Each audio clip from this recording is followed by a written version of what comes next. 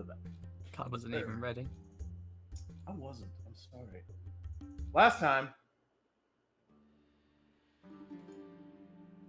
Oh, good golly, G. Willikers.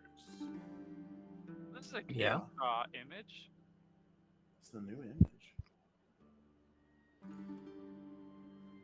Brand spanking new image. Last time. Yeah, last time. Last time.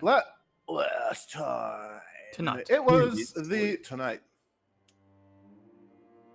It was the 10th of Eridus, 4716. Tonight. Absalon Reckoning. Long and the short of it is that you guys, the last time, you were like, "Hey, where's the fucking brew for the wedding? Dwarves needs their mead."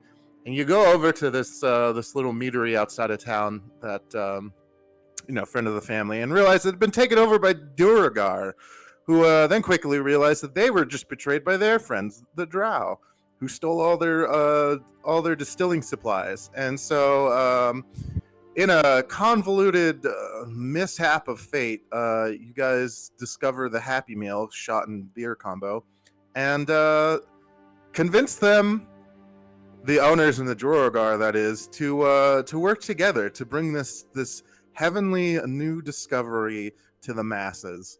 But to do that, you need to go into the Underdark and raid this Drow fort that was stationed nearby. And so you do. You sally forth. You find the fort built into a massive stalagmite. Entering, there's some fights and stuff that happened the last time.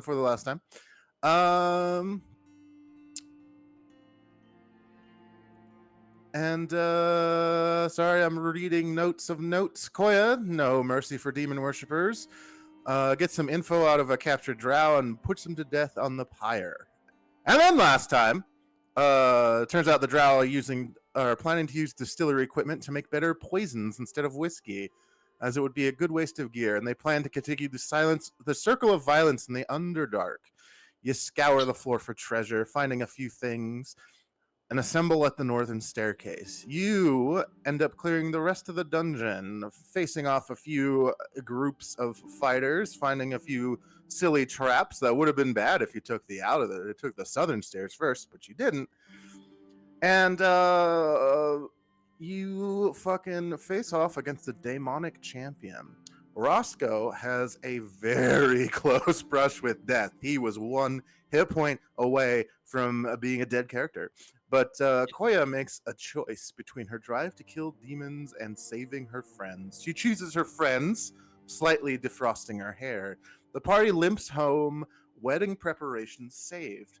You guys are efficient workers, and also have a bunch of shit to upgrade. And so you decide that while you're waiting for the while you're waiting for the distillery to get up and running and have its first batch ready for the wedding here in the fall, to upgrade some of your gear with all of the spoils and the loot that you've managed to accumulate, helping out the bruises and the burbs. So everyone had 70. Yes, that's their name. Herbs. B-Y-B, with little umlauts on the Y. Yep. Everyone had 70 days of downtime. Mithril took 4 days to upgrade her buckler. She then spent a day over in the Magic Academy, copying some spells they had in the library. She took Fabricate Disguise, False Face, Unerring Weapon, Urban Grace, and Vocal Alteration. She spent a day shopping, buying some scrolls and shit. She then lends her abilities as a spy to King Thornfiddle, working for a total of 60 days and earns 300 gold. She is kind of resting on the weekends, and that's what she does. Koya uses 5 Js to retrain a feat. she uses the rest of her downtime to research her curse with Nicolod and Neth. We will have a little scene with that on what she discovers after the wrap up here. Cora spends the weekdays helping out around the city blacksmiths a portly dwarven woman named Akut Nobleflow.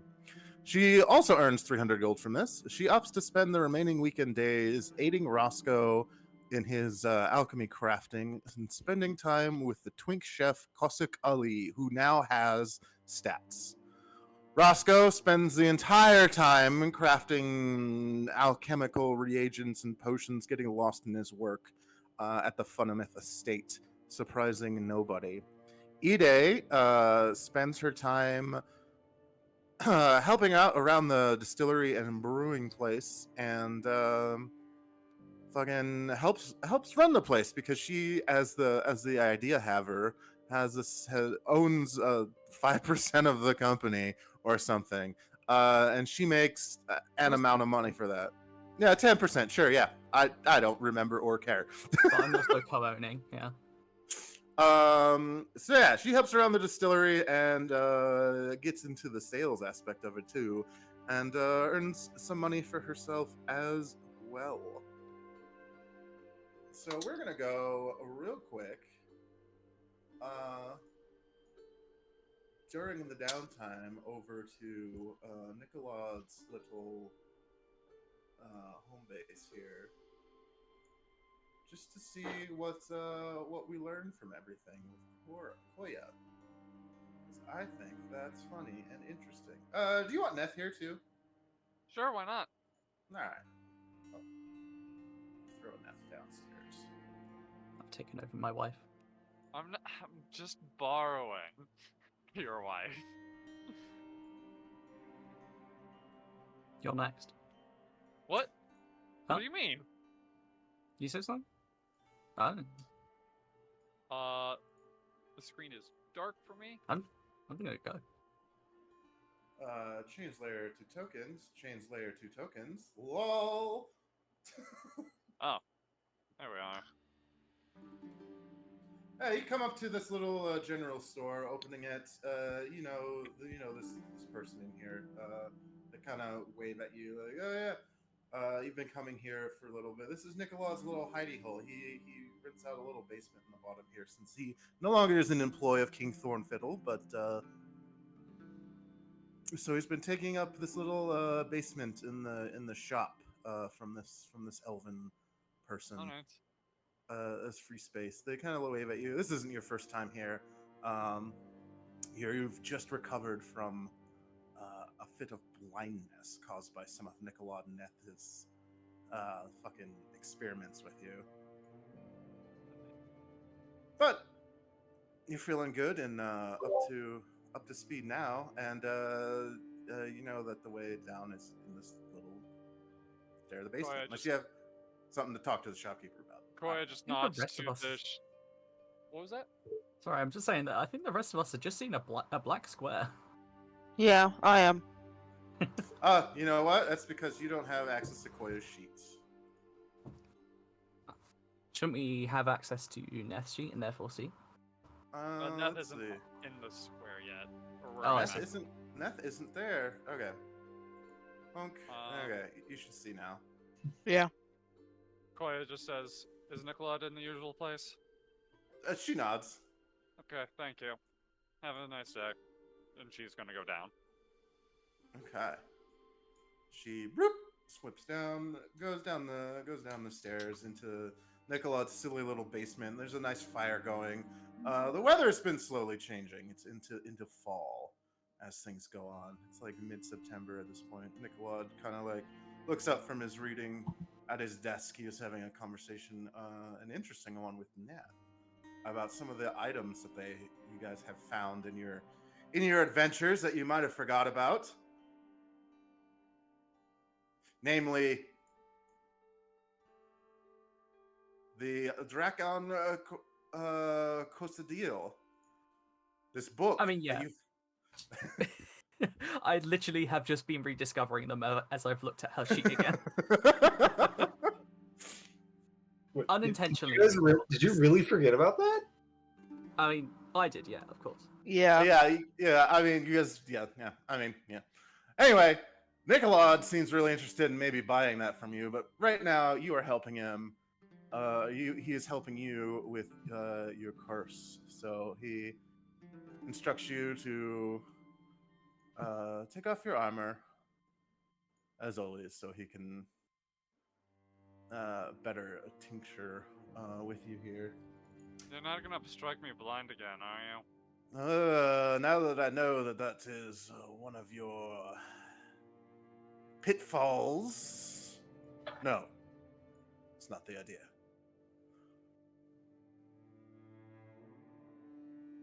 Who's coded? Oh, I see.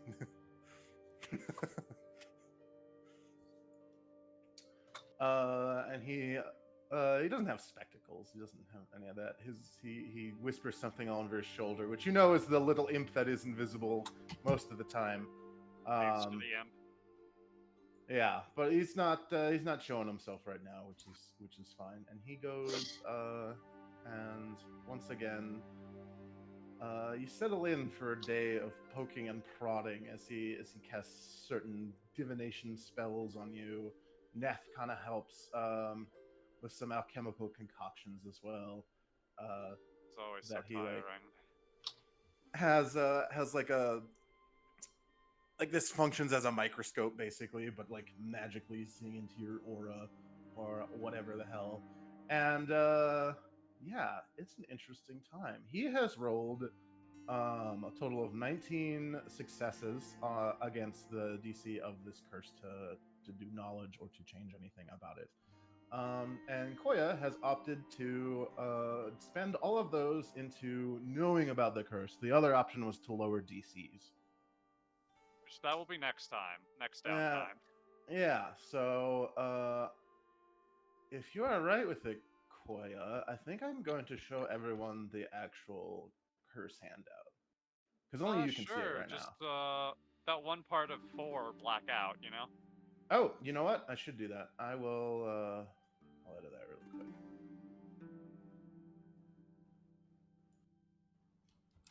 I will... Bonk, bonk. Okay.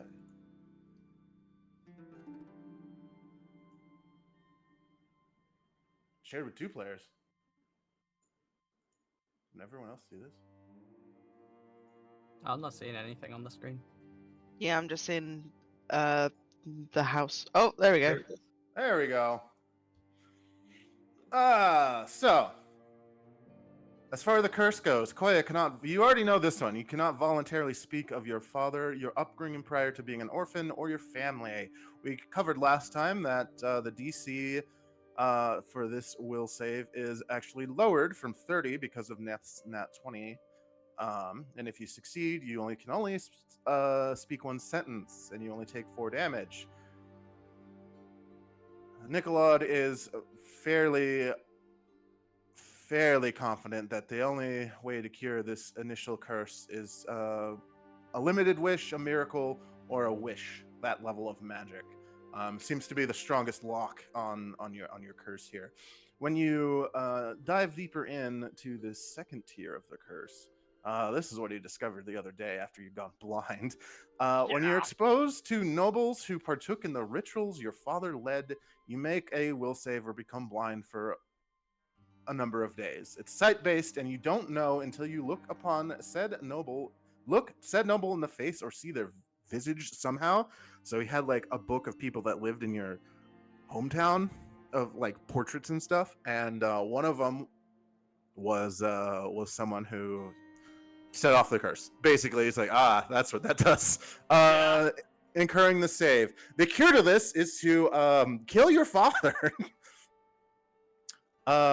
He also posits that, same thing, a miracle or wish would probably work. Limited wish probably wouldn't.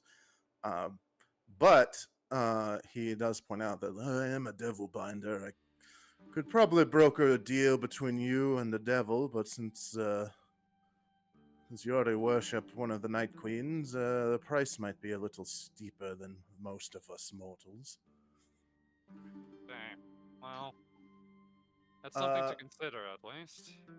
Yeah. For the third tier, you didn't exactly know what this was, but you cannot contact your mother nor any other family members besides your father by any other means. If you encounter them in person, you make a will save to greet them as anything but a stranger. So,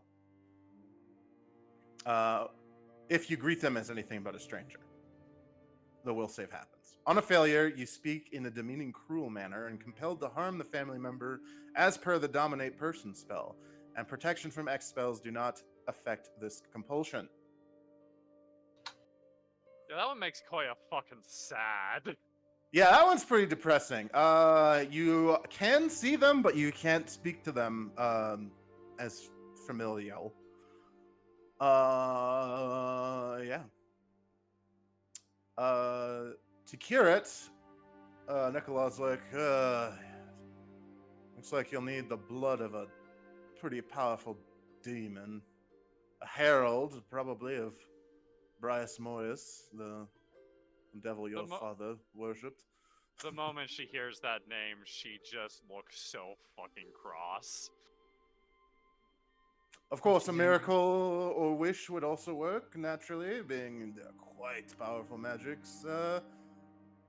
And of course, an infernal contract grants such magics for price. I won't lie, that one is tempting to break with a contract, but let's wait. A herald, a demonic herald would be hard to find unless you travel to the north, which would take months and be so far off your journey it would barely be worth it, in my opinion. And that's if you can find a herald of that specific demon. It's so chaotic that who knows who serves what or who. No hierarchy, no order. Bah. So either I get lucky, or I just fuck off. Basically. And of course, there's the issue of this fourth one that we were able to barely detect thanks to Neth's clever uses of alchemy. I think with this experiment, he motions to like his magic microscope in the center of the room. I can safely confirm that your soul is tethered to your father's.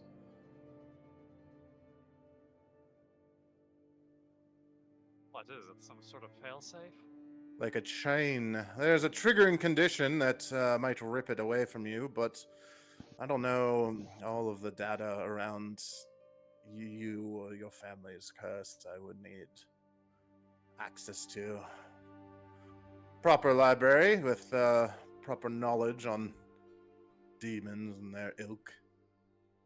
Considering that the party wants to go to Agarian to a grand library, it might be a good idea for you to follow suit. Oh, that is my library. That's literally mine. Oh, really? Oh, right. I forgot about that. Vivi, the Oh, don't player, worry, you'll forgot. find a space. I own the place. Vivi, the player, forgot that. Great. Okay. Well. Which would be nice, and you might have an opportunity to kill your father there too. Fucking If he's the maybe. one who moved in. Nah, I don't know what he's done with the place since then. Of course, the only cure that I can think of, or that I can really suss out with this, is destroy whatever object is tethering your soul to your father's. But I have no idea what that is. A pact with the devil could at least reveal the object, but Tempting.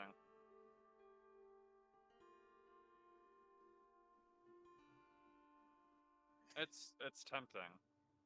It's very tempting. that's what devils do, after all. I know. But may I have some time to think it over? Of course. And naturally, I won't be able to perform the rituals as efficiently or properly without having access to my full library of knowledge.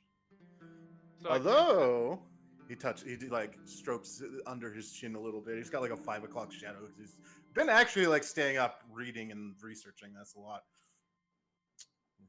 True names would be quite useful. He raises an eyebrow. Are you talking about that book that the group has? Indeed, I am. I suppose I'll make an offer to you, same I made to Nath. I'll give you 5,000 gold for it. Straight across. Don't worry about any way to translate it. I have my means and ways, he says, waggling his fingers like a wizard. I feel as though I should consult the group before I make any financial decisions and personal possession decisions. You consult the group. What does the group think? Which book is it? It is this one. The Codicil. Okay. The one that has true names The of true devils. name's demons. I don't think we should get rid of it. Why? It's a powerful tool. Yeah, it's also a powerful tool that we don't know how to use properly. And he sounds like he does know how to use it properly. Yeah, And he's- Nicolod is not like does not mince words with you. He is a devil summoner. He is a binder. This would act. Mm, Yeah, I can understand why this would be extremely useful for you. Yeah, like, and the 5,000 gold could be used to purchase things that are more useful to us in our group and individual skills than this. It's not like we have a wizard in our party.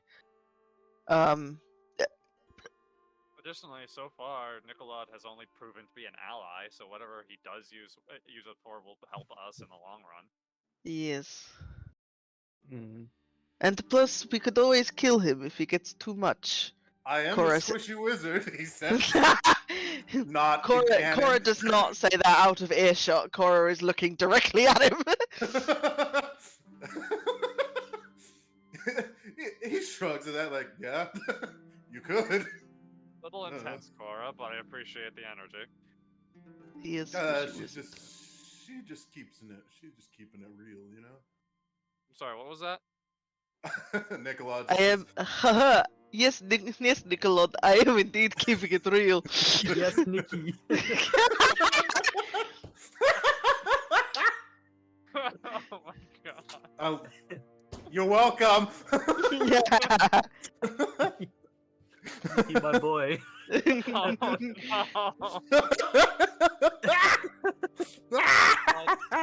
Wait, But I'm supposed to still. be Nikki. No. It's fine. Um, oh, sorry. Go ahead, Vivi. Like, in regards to the book, we don't have any devil binders in the group at the moment. Nor will you. Yeah, I don't think I could summon, just be a devil summoner as a cleric. Could I? Nope. You Oh, have you to. You have to have summon monster, and also he has ranks in the prestige class that's specifically diabolist. Yeah, fucking. Diabolist. Diabolist. Look, at the end of day, this is very good book for an ally of ours to have. We cannot really use it apart from ho, I know your name, but that is more likely to get us killed than anything else. Nope. What do you think, Roscoe? You've been pretty quiet on this. Honestly, I'd be fine selling it to him, but I feel like 5,000 is kind of a low price tag. Yeah, that seems kind of lowball as well. It's, By the way, it's, You guys want to it's a thousand- roll a Hmm. skill check to make it higher? Here's the thing, Okay. I do need to ask one question before we even consider selling it. Is there power in the book in the book itself, or could we make a copy and get just as much worth out of it? You can make a copy. 'Cause If I- you know ancient Osirianan, which like I think most of you do. most of Yeah, us you- do, Yeah, and you could it's just in Neth's possession. So like, I have no doubt that Neth has Neth probably would- already made the coffee. Exactly. real. Neth Honestly, yeah. would probably produce a perfect reproduction and then just sell him the reproduction. Okay. So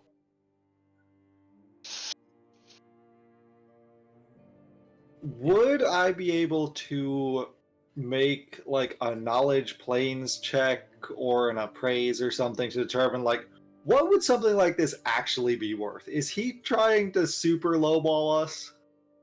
Yeah, I'm also gonna use that Neth's would roll. probably be a praise. Okay. Unless your knowledge planes is higher, but definitely a praise. Okay. Okay. Anyone else want to take a hand at I'm not this? gonna do the I do appraise not. on I am there. not good in either of those. I don't know if Koya is So that's either. a 30 total for Roscoe. 30 total. If you I guys rolled a are, 4 on that knowledge planes. oof, for Neth. you Haha. guys are having this conversation, Mithril will probably really will also throw an appraise at it. Because she is good at this. Yeah, Koya doesn't have either of those. Nor Oh. nor do I believe she's like the haggling type, because lawful. Oh, Yeah. Nat 20. Yeah. No.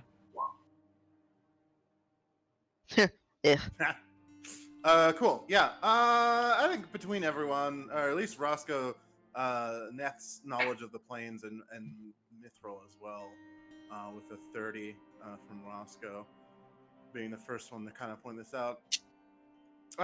He might be lowballing you a little bit. Literally, this was in the adventure written for 3.5 or early Pathfinder that said it was worth 5,000 gold to someone like this. But yeah, you could easily be like, I want. But we've got to consider.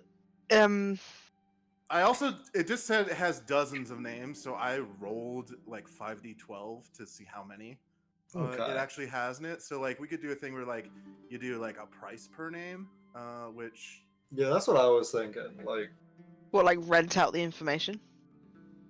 Oh no, just like the are- price changes depending on how many names are in there.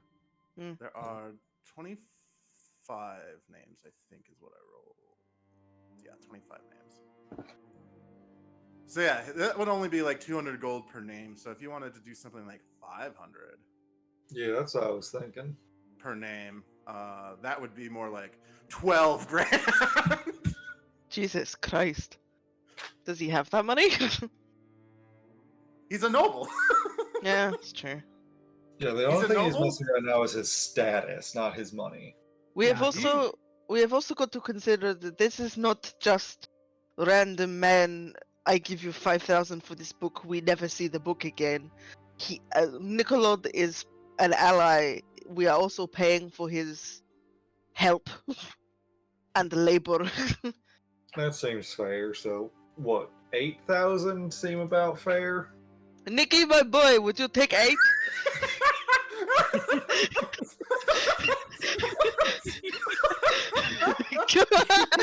Cora is like, I can imagine we're all like in like a fucking like American football like team huddle, and I'm just like 6'10", poking my head out the top, being like, Nikki, My boy, Nikki, my boy.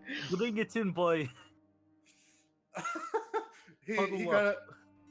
of like he ponders it for like half a second, like doing the math in his head, and is like, yes, gives you a thumbs up.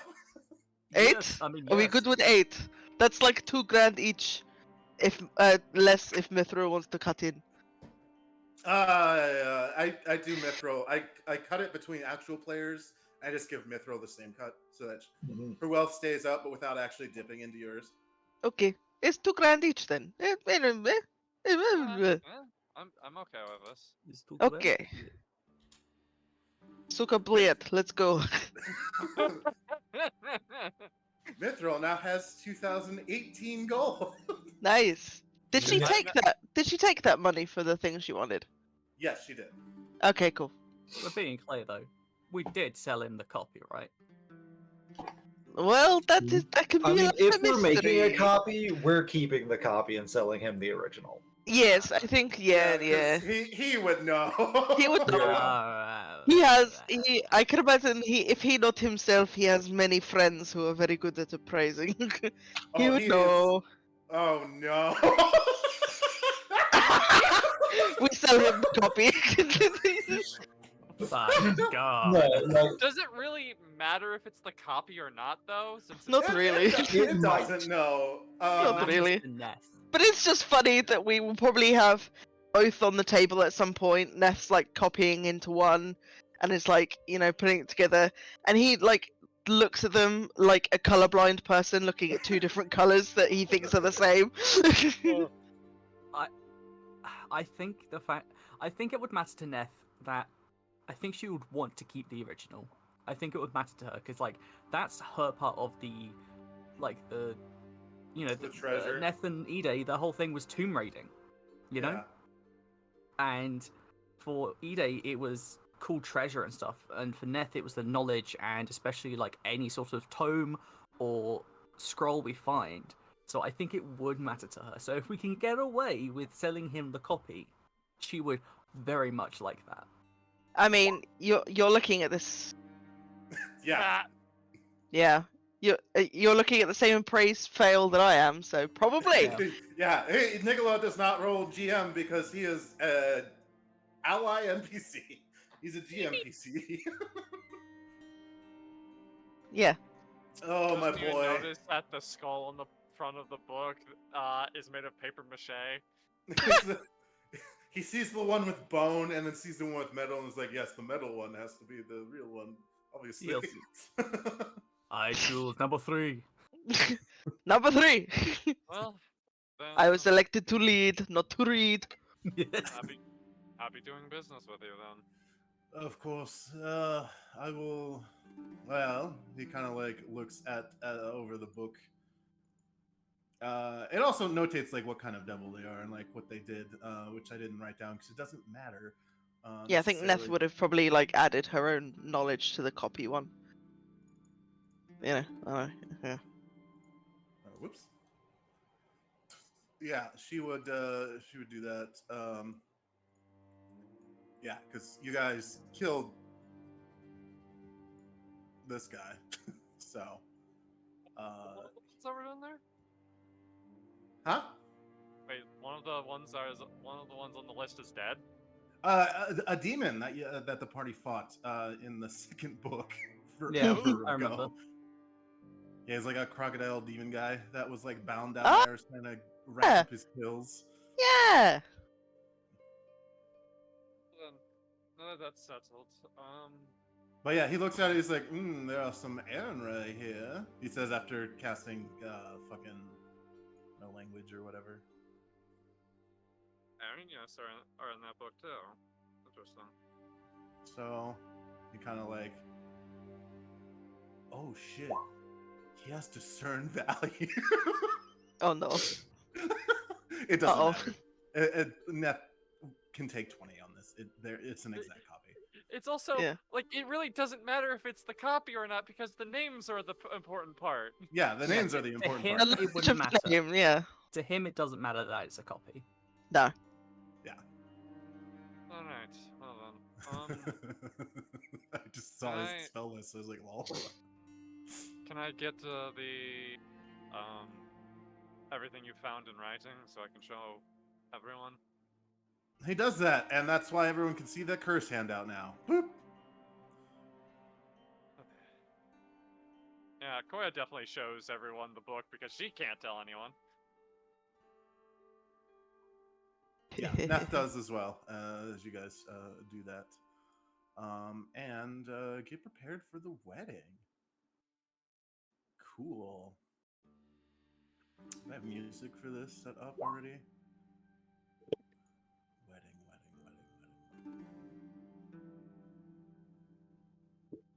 Brasswork, wedding theme. All right. It becomes the day of the wedding, and everyone is excited and decides to go to the grand ballroom to have a grand old time.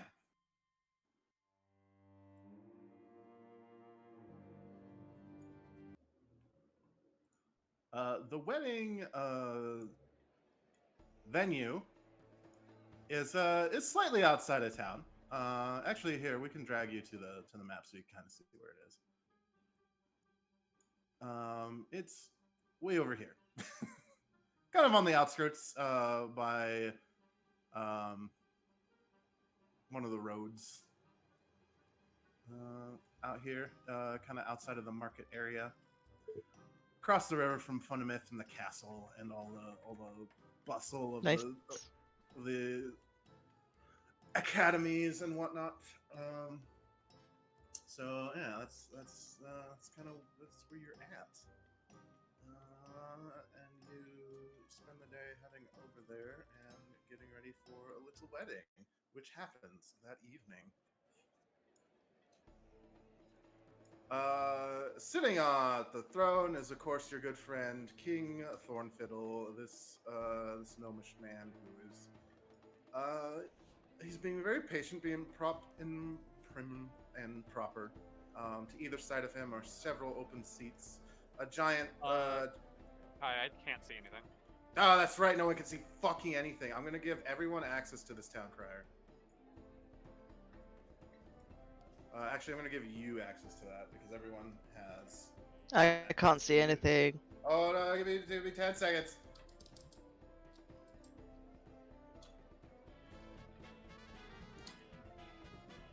Oh yeah. How about now? Oh, I should probably put vision on her. How about now?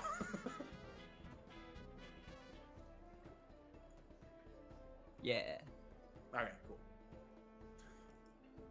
cool. This little half. Am I supposed to be able to see the pentagram? Yes, that is very there on the ground. We're in Hellzone. Yeah, we're Yeah, in double country, you're in- remember that. Yeah, you're in Cheliax. Yeah, Oh, there's a giant Chelish flag.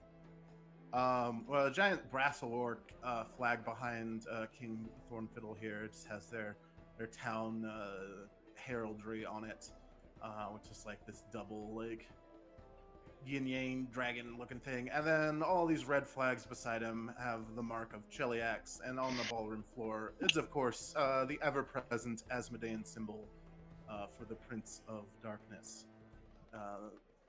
And this little halfling girl is using has a little magic, a little bardish magic going on to amplify her voice throughout the whole room like a speaker.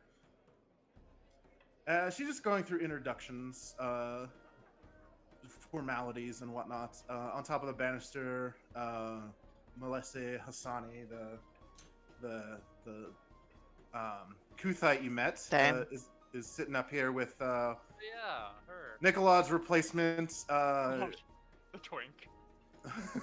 Following them are some servers and whatnot from the distillery, ready to bring out drinks to people as they enter. Security is pretty tight here. There's some Hell Knights keeping guard on either side, and also on either side right now because she's being like a town crier, being like, and next. You see, well, you don't see it necessarily yet. There are some bards getting ready to settle in for the night, and she goes through this long, arduous like introduction of the king, and he like waves his hand, like, okay, yeah, whatever, and she moves on to saying, introducing the two families of the wedding, the Burb family, starting with Brock and his mother, Caitlin, and his father Lucas, and his cousin, as she goes on like this for several minutes, listing off them as they I thought you were gonna be like, and his mother, and his other father, and his other mother. His parents are the monogamous ones. Oh, Yes. I see. But he has a bunch of cousins. As they all enter and they get to the table, and he kind of goes up to the steps and like shakes the hand of the servers and takes his place here. To be wed to him is, of course, the lovely Funamith Beldruza, local engineer, and her extended family, Anastasio, Antolio, Sebastiano, Melasio, etc., etc. She introduces all of these fucking gnomes. And her Mozzarella. and her husband, and her wife, and her other wife, and her husband. They also clamber in and take a seat at one of the tables, and she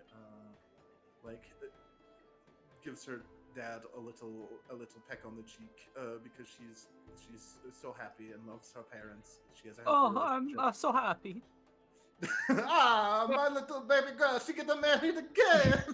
I'm never waiting. When are you getting married, Malesio? Come on, you can bake. You need to find yourself a man or a woman. This goes on quietly. Rather of you course. know I'm a man whore. Okay. here's the man whore. Here's Malesio. Hey. Funimouth takes her seat at the designated spot. And she continues to introduce nobility, one at a time this time. Introducing the lovely... whoops. I need to set that to tokens. Lenita Imbrix of the Lowlands. And she comes in and takes her seat by those who might have invited her.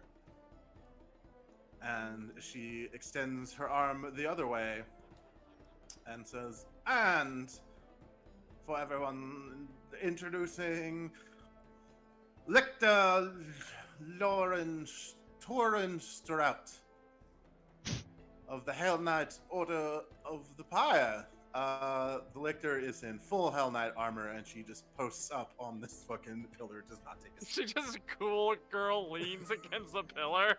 Yep. I love that. I love her. She's so fucking silly. Once again, this halfling crier switches hands with the paper. It's something she's going to do a lot. And goes to the north. Introducing Tiara Shanaras of West Crown. And this noble elvish lady comes in and kind of takes a seat over here. Flips again. Nicolad Starweather of Aragon. He looks the same. It's like a half crazed look in his eye. He looks like he prestidigitated his outfit. It is still worn out, like wool. It's got like. Is it the same outfit that Koya has seen him in for the past 2 months? Yup, he prestidigitates it every day, so it doesn't ever smell bad. But golly, it sure is the same fucking worn out wool outfit he has. He has like one suit and this. Dude, set. you need to get minting on that. He'll think about it.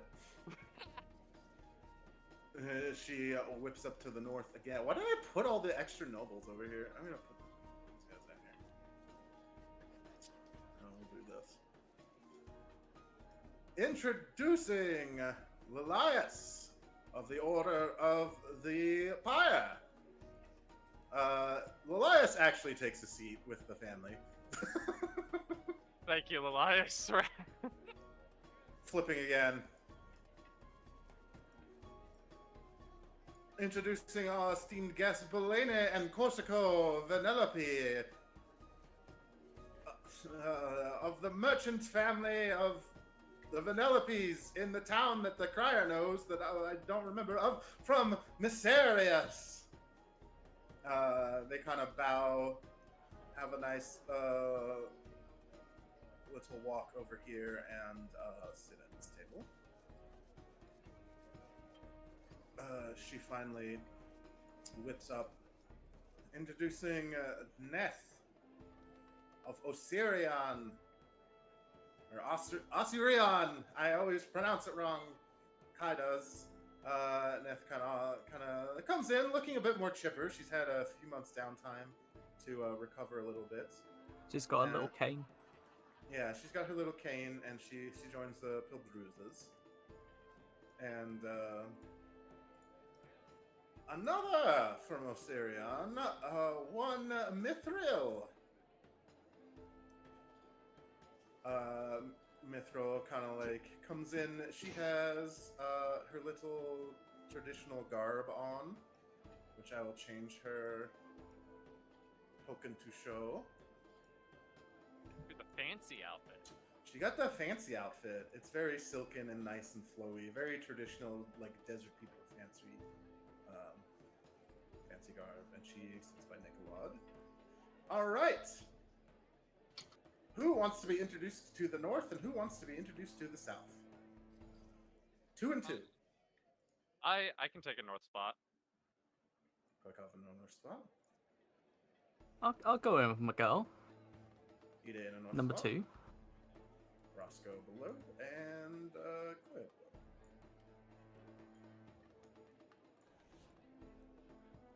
And to round off our guest list, we have Ide Arami from of Osirion and Koyakov Beldruza of the Order of the Pyre. Wooing yourself. Do not, Ide, do not woo yourself. Don't, please. Doing like the crowds up in crowds upping the cheer thing, you know. There's polite clapping, but most of the other people just are like, please. And you actually are beckoned to sit. You know this already. Up sweet. here by the king, Oh, okay. Hell yeah. as you are the esteemed guests of the bride and groom. Just gonna slide across the I'm table. going to tactically put myself between Ide and the king. Good choice. And she motions. that's not gonna stop me. Oh, I know, but I'm gonna try. Motion to the south, and finally cries out, and last but not least on our esteemed guest list for the evening, Roscoe of, she squints, Osirion, and Cora. Next. Roscoe of Nyx. She had it right. And Korakove of, I forget if you put down where you're actually from. Just Or- Chiliacs. Korakavi of, we'll say, It's up the top. I know you're on my sheet. Korakavi of Ostenso. Thank you. That's Enzo. And you two are also know that you are to sit on Brock's side. Love the tactical movement, Cora. Thank you. And as you guys make your way up there, she kind of claps her hands together. A little ring of like fire illuminates the inverted star here, and she says, "First the feast, and then the ceremony by our lovely priestess Miss Melisani Hisani." And she bows to the king and to each side of the room, and takes her place over here by this bard. This bard to the north will go up first and begins playing a little tune, a little drums, magically enchanting, of course. Kind of like what the background sound is like. She has a tambourine that she's actually playing. Oh no, actually, she does it like like a guitar looper. She starts out doing the drums after casting a spell, and then after her bit's done with those, they continue to loop, and she adds each layer as she goes. In this magic circle, and then she has her tambourine out at the end of getting that loop set up, and then she kind of improvs over it as like background fancy dining music as these halflings start to go around and start dishing up the food at the tables that is on the icons. Lots of fancy things. The Duergar each come down and start serving up happy wedding combinations along with the two dwarves. Oh, we're gonna get fucking wasted at this That's wedding. my boys. That's my boys. This guy also like brings over drinks to the bards and the crier as like their complimentary like band drinks basically. Yeah.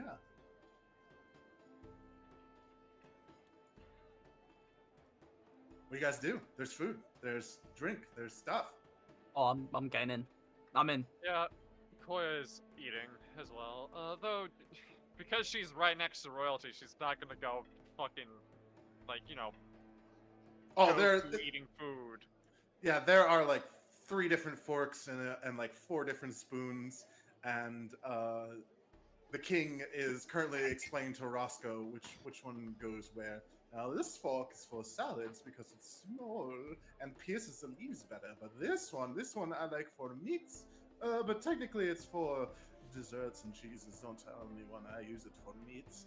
And this spoon is for soup, and this spoon is for stirring your tea, etc., etc. I don't know how Roscoe responds to any of that. Roscoe is doing his best to remember all of this. He understands that the rules of what he considers to be the real world do not apply in this place. He is aware. Roscoe has dealt with the Fae before. He knows how things go. Yeah. It is very silly. There is a lot of magic, like first world kind of magic stuff happening a little, but it's still like within the bounds of like Chillish law at the same time. Cora is having small talk with Brock. I can imagine we are sharing a cheese board or something. Yeah, there's like a charcuterie down here with several things. Brock is also sampling some of the grapes, and it's like, I'll tell you, I never thought I'd be marrying into nobility like this. Yes, this must be very strange for you. It's, I mean, since working at the academy, I've definitely rubbed shoulders with some higher ups, but yeah, my real passion is in manufacturing, and assemblies, and grand things like that. Working hard, sweat and grease, but you know, he kind of like pops a grape in his mouth. I get used to this. Yeah. When I was younger, I did not think in a million years I would be sat A, in a table so laden with luxury, and B, at the high table. Oh, I am savoring every second, but I do feel a little out of place. You do, and then you realize there are Underdark civilians going on. We're like, can I get you a drink? Hog? Yes, please. My man, Baylord, come here. Come here. He's like, hey, and he like gives you a fist bump. He's like, hey, and he hooks you up with the double. Oh, that's my boy. Oh, no. That's my boy. Oh, I'm so proud of you guys.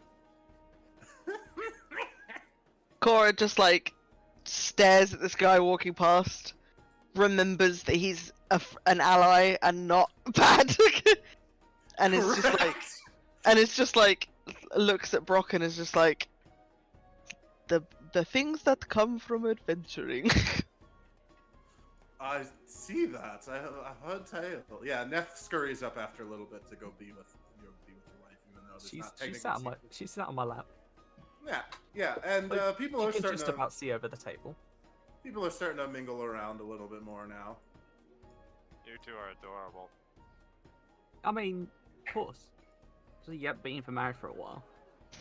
As if you're not adorable. Not me. Please. Yes, I Has did. has all of this food been prepared by Cossack? Most of it. Is he has, like yes. head chefing?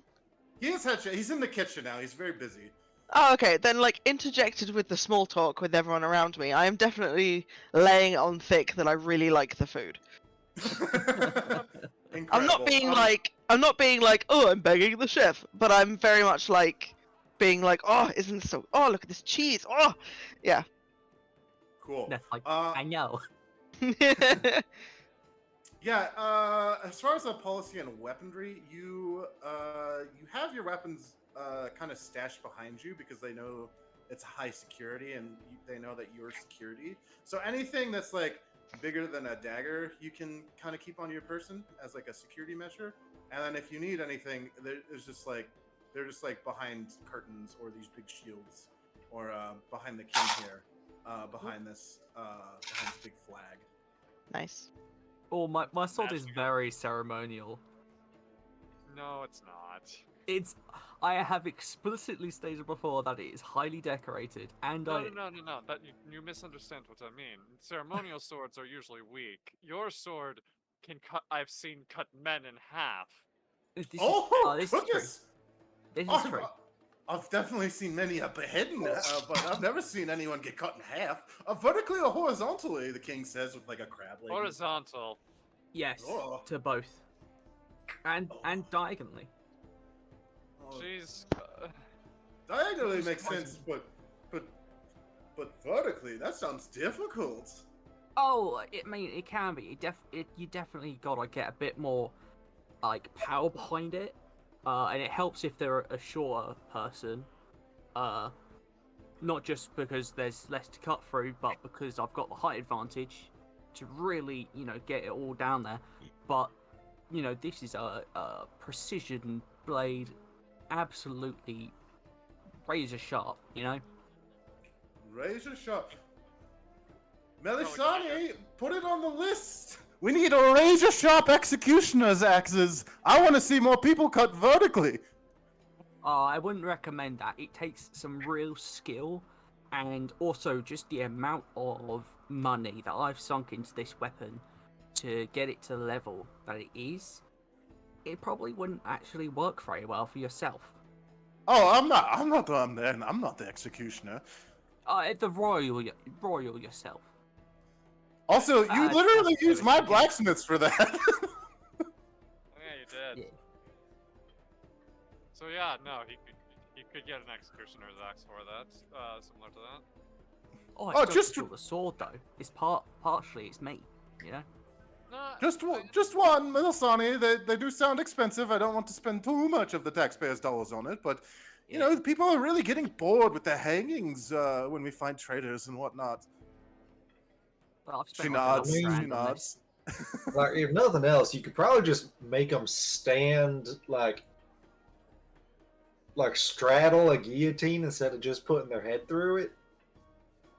You need a lot more weight on top of the blade to give it enough force to make it all the way through. I feel This like I sounds have like a seen challenge Yes. from our engineers.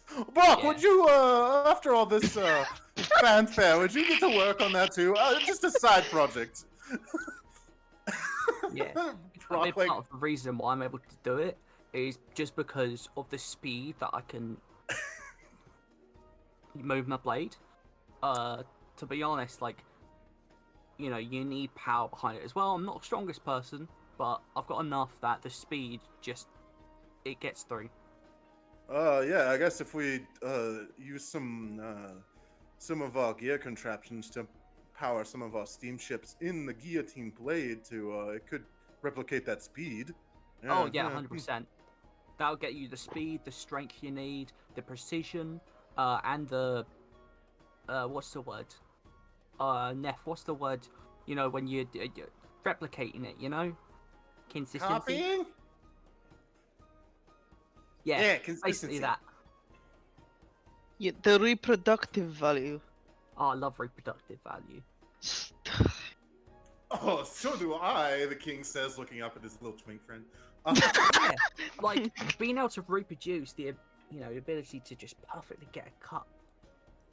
Yeah, it's great, isn't it? Are we still talking about swords? I love getting a piece, he says, dipping his fork into this fried pig. I love Serving it. reproducing. What's Koya. not to love about just perfectly replicating a good cut? I think Koya's actually blushing because her brain is going there. You alright, love? Yes, It's a bit yes, hot I'm in here, fine. isn't it? Are you A little melting? bit. Usually I'm relatively cold, so... I think she's melting. Yeah, that Are you- seems to be the case, but... Oh my god, you're all wet. I'm not that damp. Jesus. She's dripping. I don't notice anything. Ah, well. This couple, come up to the table and start conversating with the Conversing? bride and groom, conversing. I got you. Cora is going to be listening in just in case. Oh, a little perception check then. Oh, Koya will be doing the same. So if I may... badly! Okay. Oh, that's weird. I clicked... Oh, there it is. Koya, even despite having a full conversation with Ide and Neth chiming in, and the king on the other side of you just being boisterous and silly, you do pick up that Belena is laying it on pretty thick with Funimith right now. She's like, "Oh, your hair's so lovely. Where do you get it done?" And like, she's like, "May I touch it?" And like, is getting like, she's hitting on the bride. Cora, you are Oh shit, can I join in? Koya doesn't tell you.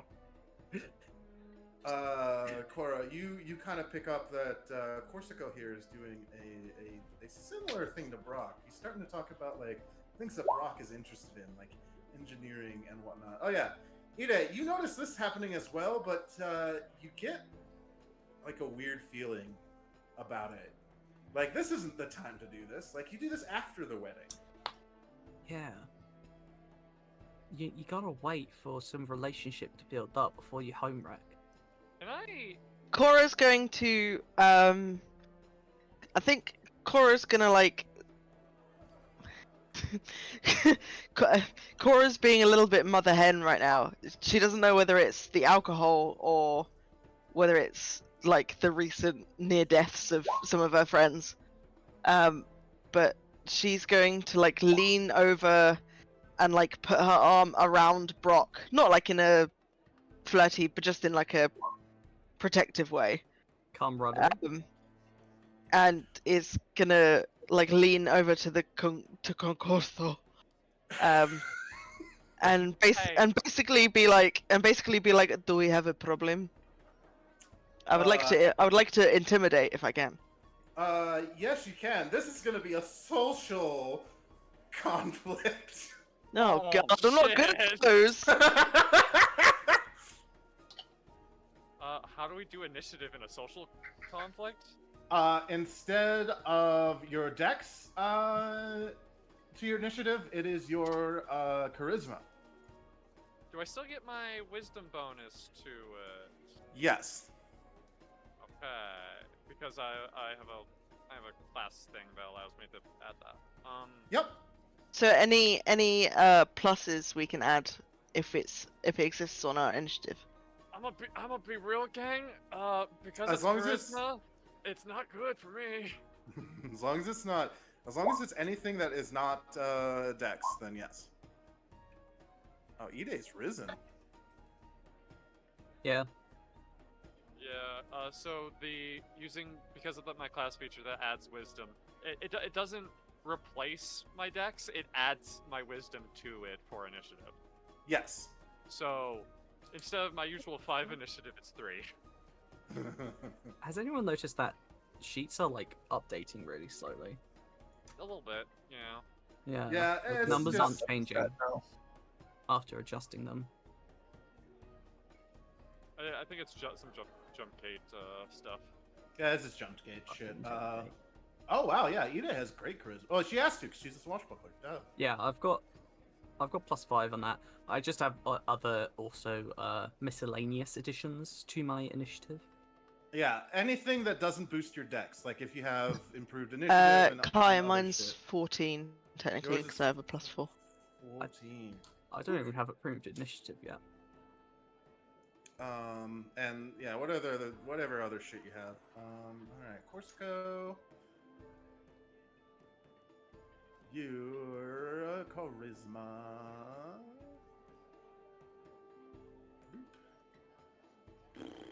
My boy. My boy. And I did see your intimidate, Cora, so we will probably address that Yarp. first. And Belina, what do you want? Thumbelina? Down here, oh my lord. My God. Girl, you rolled so bad.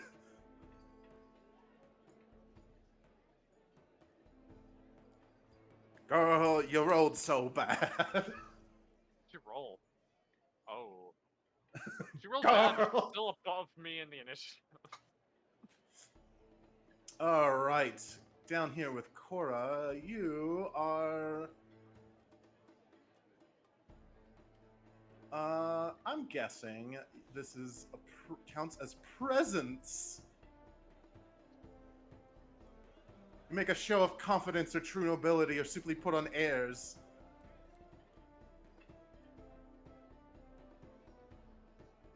Cool. Let's see. You go this fucking tactic. Okay. So, dueling with words.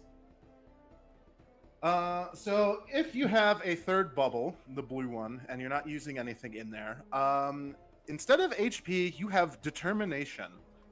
So determination is the average of your int, whiz, and charisma plus your hit dice. So plus your level. I think we were like, most of us are 11, right? Wait, sorry. Can you say that? What's the sum? What? The average Yeah. between your int, wisdom, and charisma Uh-huh. modifiers. So Yeah. average those out and then add your hit dice and then add 9. And negatives are treated as zeros, right? Yes, minimum 0. I think I'm 11. 11 Because mine was the same as Roscoe's. 11. So plus. think So that's so, yeah. what, 20? If it's 11 plus 9. You average them out, so divide by 3 and then add the 9. Oh. I probably should have done this before, but I didn't. 3 plus 2 plus 5 Oh, why are you upside down? divided by 9 divided by fucking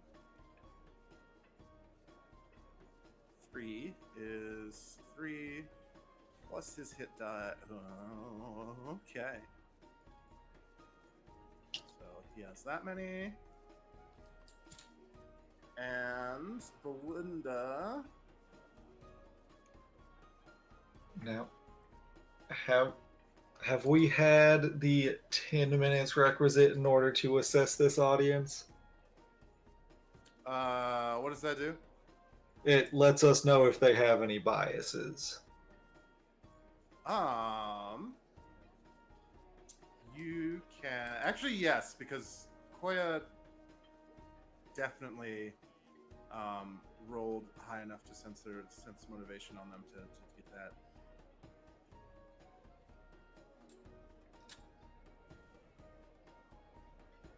So let me see. Bada bing. Biases. Because the audience is the Brock and Funamath. Okay.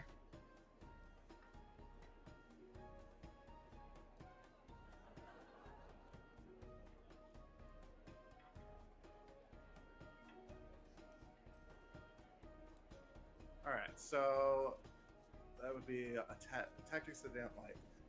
Let's see. So yeah, you guys know the couple pretty well, actually. So Sorry, it's the average of int, whiz, and charisma plus your hit dice. Anything else? Nope, that's it. Okay, cool. That's fine. Sorry, I just got so confused. Yeah, sorry. Yeah.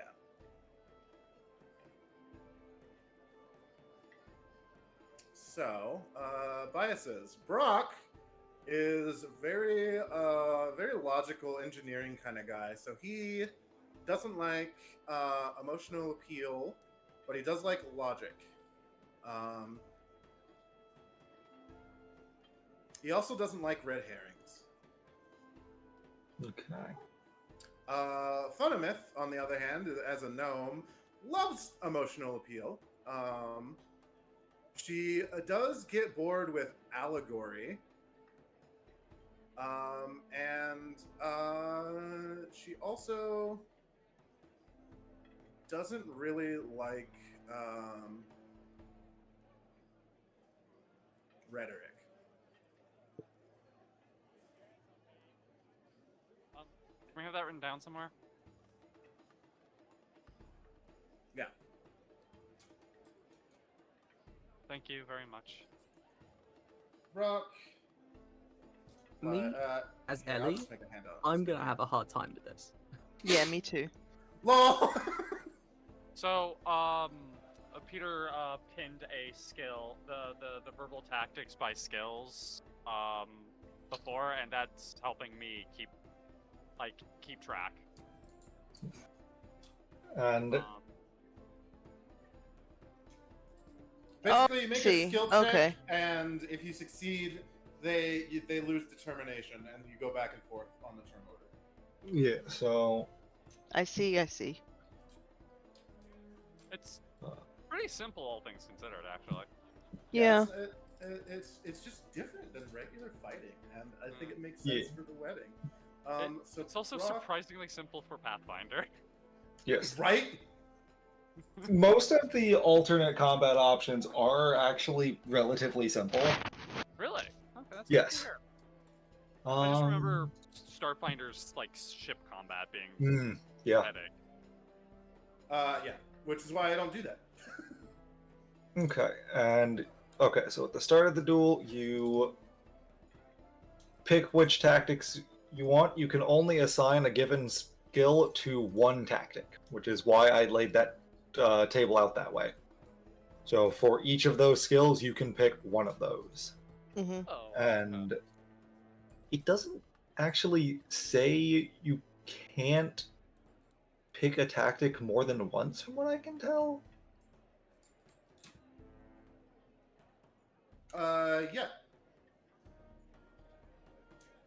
But there's no real advantage to that. Okay.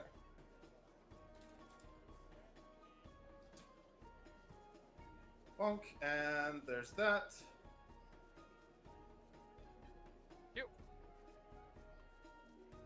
Okay. So Corsico, he has just been opened up with presents.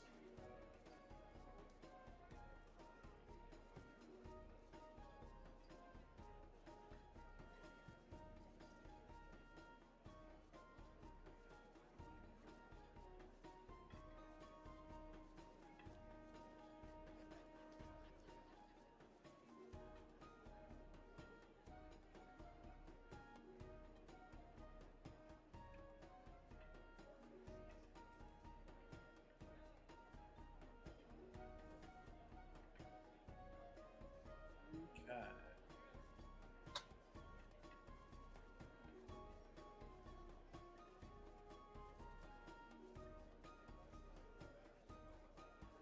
So intimidate.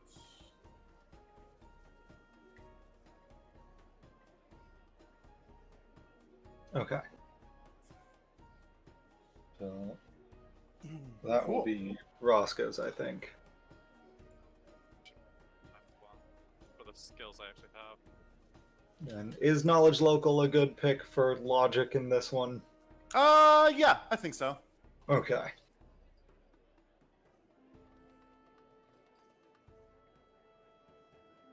Do you want a handout to keep track of that, or can you do that on I- your end? I've got it on my end, so you don't need to bother with mine. I have a notepad up, so I should be good. Okay, cool.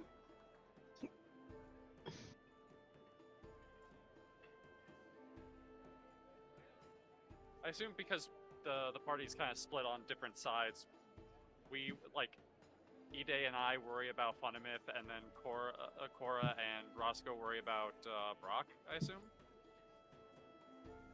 No, you can activate on anyone. Okay, cool. I just was Because one- that would just be like that would get into like the team part. And I was just my eyes went cross-eyed when I read that, and I was like, Yeah. So understandable. yeah, I'm just trying to wrap my head around it. That's all. yeah. Yeah, I I'm think really I understand. confused and lost right now. So basically, a skill you can have it activate one of these different things that Brock or Funimith either like or dislike. Are we just defending Funimith and Brock, or are we attacking the opposed as well? We were trying, well, at least Roscoe was trying to drive these weirdos away. Yeah. Come Toya- on, have some Toya's- tact. Toya is of the same mind of just tactfully send these horny bitches back to their seats. So, I've just got to do stuff in line with the stuff they like. You don't have So if it's in line with the stuff they like, you get a bonus. If it's with the stuff they don't like, you get a penalty on it. A Yeah. bonus to what?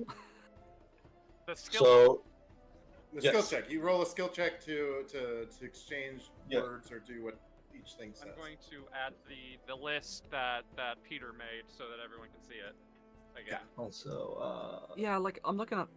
But, like, I don't get why we're doing it.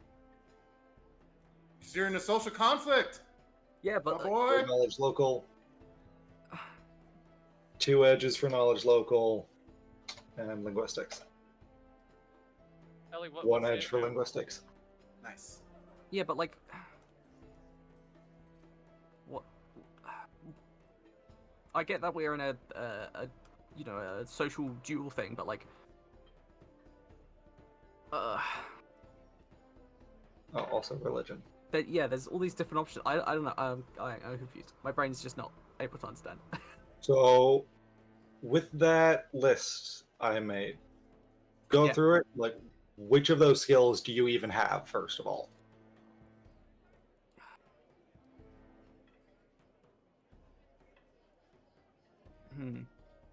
Only a couple. okay. makes sense. Am I allowed to help, like, have Neth do them as well? Is that allowed? I think probably not, just because Neth can't talk very well. Yeah, But, Neth like, Neth can't talk. yeah, So this is mostly E-Day. Yeah. So like, I since you're a charisma character, I'd imagine bluff, diplomacy, and intimidation.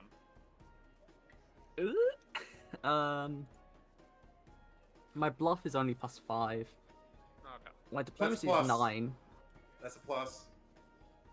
and my intimidate is 17, so that's good. But like, Okay, cool. So for your bluff, do you want to use the tactics baiting, emotional appeal, flattery, mockery, or red herring? which one's does Funimith like? Funimith likes emotional appeal. Yeah, emotional appeal then. Okay. So write that down on a notepad, or I can do it in a handout. I don't have a notepad to hand, unfortunately. Like a digital notepad. Like on the computer. But here, no, I'll make a handout. Not very. I did warn you. Okay, so Ide is going to use. Oops.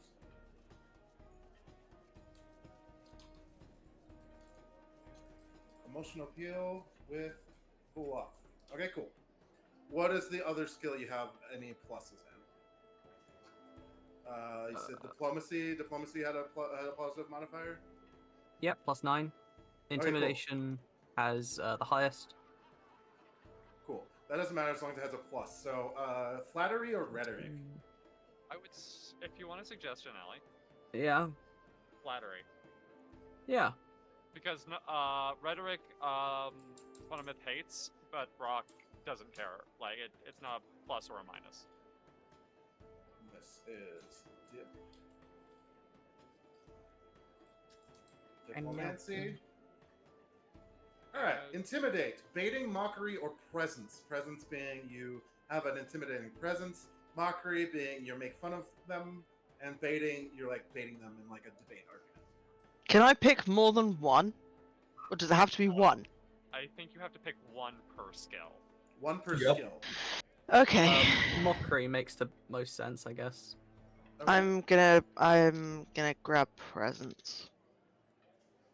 You 'Cause I am- generally the same skills as Ide. Yeah, I'm just going down. So if I'm just going off of what ones I have what ones I have pluses in. Bluff, I've got emotional appeal. Diplomacy, I've got flattery. Intimidate, I'm going for presence because I am a fucking presence. Yeah. Yes. Yep. Yeah. High five. High five. Yeah. Yeah, sorry. Okay. All of the And, knowledge ones I'm going to be horrible at, so. Yeah. Ide, do you have? Sorry, Ide, do you have any knowledges? Basically no. I've got Dungeoneering 5. Engineering. Probably wouldn't come up. Yeah, that would only apply to logic. Yeah. Would knowledge Yeah. arcana come up with anything? I would let it happen to logic because Oh, logic. magic. Okay. Because that's like basically I've only got 4. Because my sense motive is 0, so I can't really do that. Let's see. Yeah, does Ide have linguistics at all? I've got a +2. Okay, that is more than 0, so you can do rhetoric or wit. Oh. I don't know. Wit? Wit? Okay, cool. Yeah. Trying to be witty. I don't know, to be witty? I guess that's more just like charisma. It's linguistics. It's your way with words. You don't have any performs. Do you have any performs actually? I don't know. do. I put what- in this. Like, I don't have anything official. I've just put a couple of points in because sword dance because I thought that sounded cool and like very day. In what? What? What's the perform? Oh, sword dance. Mhm. Because that's her thing, you know. So I guess act. That yeah, Whirling that could be act. I'll give you act with that. So you could have allegory or rhetoric with that. Allegory, I would think, for sword dance specifically. It's like Hmm. telling tales with your blade. Yeah. I'm gonna melt. It's not. It's You're fine. Okay. It's You'll be really okay. not- Yeah. I'm going down. It's relatively simple. Just we'll walk you through it. Okay. Do you have sense motive at all? That's the last one. No. Okay. Perfect. Can I use survival for logic? Yes.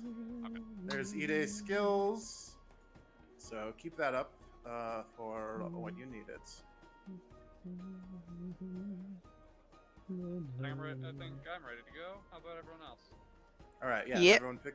I mean, I'm shit, but yeah, Yeah. I'm ready. What? Corsico. Oh yes, surprisingly competent in this. Yeah.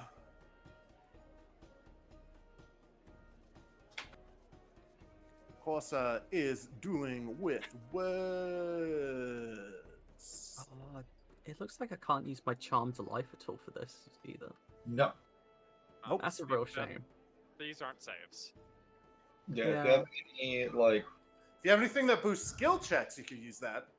yeah, I know anything- it's just like charmed life is so like It sounds Good. like the perfect thing. Yeah. Like name does, invoke that, but the ability itself does not. So. Yeah. Does the name invoke that? Like, Not charm really. life is a turn of phrase referring to someone who's like lucky. Yeah, that's. I've never heard you it get, used like that. Oh, Yeah, okay, that's- sorry, my bad. It's for saves, not for checks. Yep. Okay, my boy. My boy. You go first. What are you going to open up with?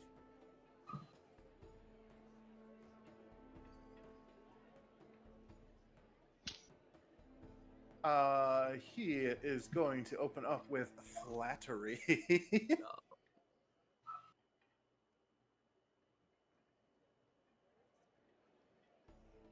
So that is his knowledge and ability, Corsico. Da da da, bunk. Okay, so he begins speaking in like nobly terms, just being like, "Oh, but of course, Mr. Brook, you know so and so," and he just starts getting real oblique with his like his mannerisms and his manners, and he's like, but I could teach you some of these things with the dinner plates. It's all quite simple, really.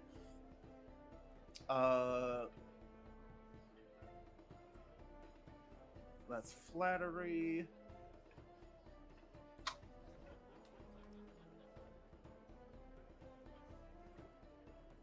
So, series of exchanges. Okay. One of the duelists chooses the tactic of an opening, making the skill check, increases the ante, and sets the current exchange CC to the result of the check. So wait, we're betting hit points? Basically, yes. Okay. So each time it basically starts at 1, and each time it goes back and forth, it increases by 1, and whoever loses takes that much damage to their determination. Okay. I'm using this lady to show what that is. Bunk.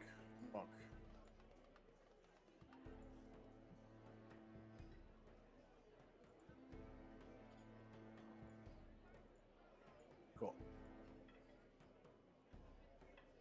Mate.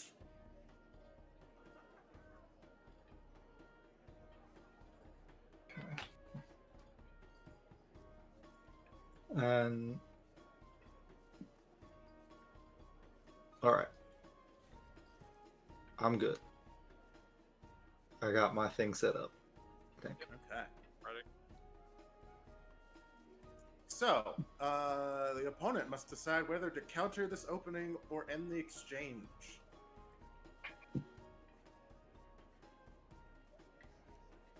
Is he? Well, who is the opponent in this regard? Brock. Nope, Brock is the audience. Yes. Tutorial She- woman here. She is a tutorial woman who has the counter for the thing. She's just serving food and quietly, like, looking between you two as this happens. Between who? What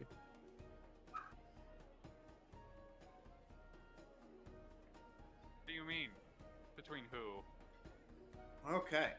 So because it is a multi-directional duel, he is picking Cora since she's established herself at this. Okay. So this is between him and Cora. So Cora, you can counter his fucking flattery Uh-huh. with one of these that would counter it. Or you can end the duel and take the one determination damage. What would counter flattery? Anything, though, if you use certain things, it will invoke a penalty. Where is? Yeah, no, I get the likes and hates of Brock and Funimouth. I think Uh, presence probably would work pretty well. Yeah, no, I'm Presence gonna do would that. probably work great. Yeah, I'm gonna do that. So that's just an intimidate roll. Yes. Okay. You have to beat a 21, which you do. Fuck yourself. This increases the ante by 1. Oh, And no.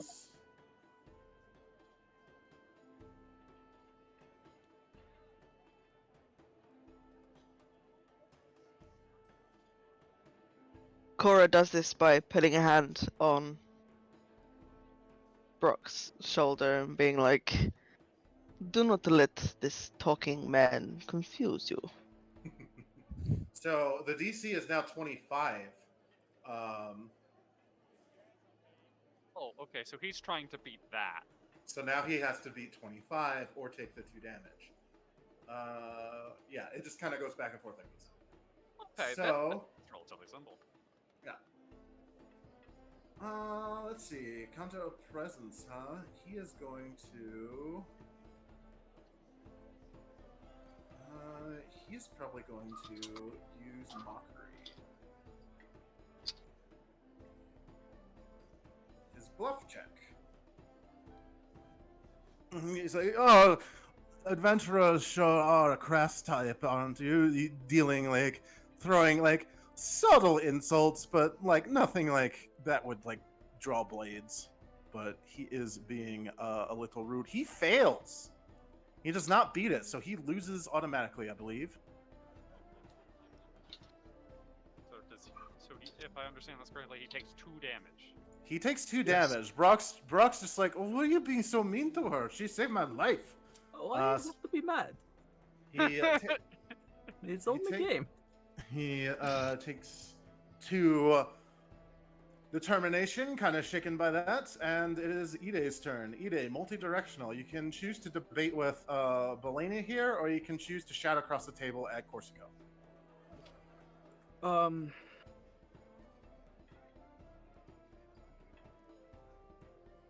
I mean, how I'm seeing it is, we have kind of similar stats going into this specific battle. I've laid down the groundwork to fuck this guy up via presence intimidation. So if you have a good intimidate one, that might be good. I think intimidate is probably your best score out of the ones you've got listed for this, right? Yeah. So yeah, maybe try that. Right. Would I be right in saying that? Sure.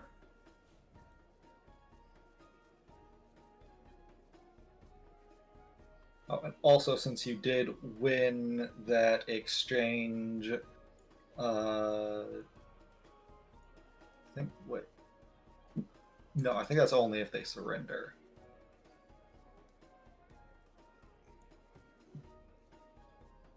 Yeah, if you were down any, you won an exchange with that, you would get those back, but you're not down any, so. Okay, yeah. So I'm doing the intimidation thing, so I just roll my intimidation. Yes, and if you want to describe who you're mocking and how. Like Tony suggested, I'm sort of following up on her attack with my intimidation, which is mockery. Okay. I guess just counter mocking this guy. It's been like, what did he say again?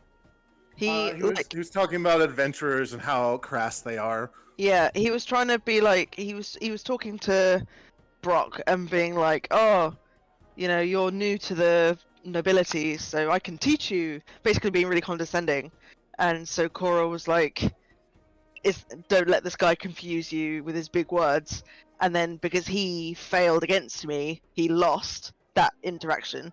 And he was like, oh, you adventurers are always so crass and rude. Yeah, that's Right. where you come in. All people, You could have accused of being crass and rude. You chose like one of the worst. I'm sat right here, mate. Like, I blind? I think you're just trying to save face here, mate.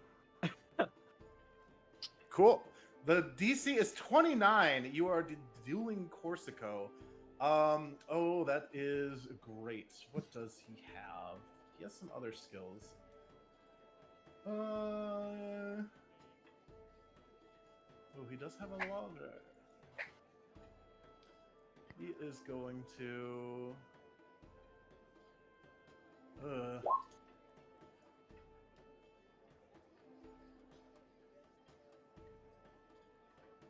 Let's see.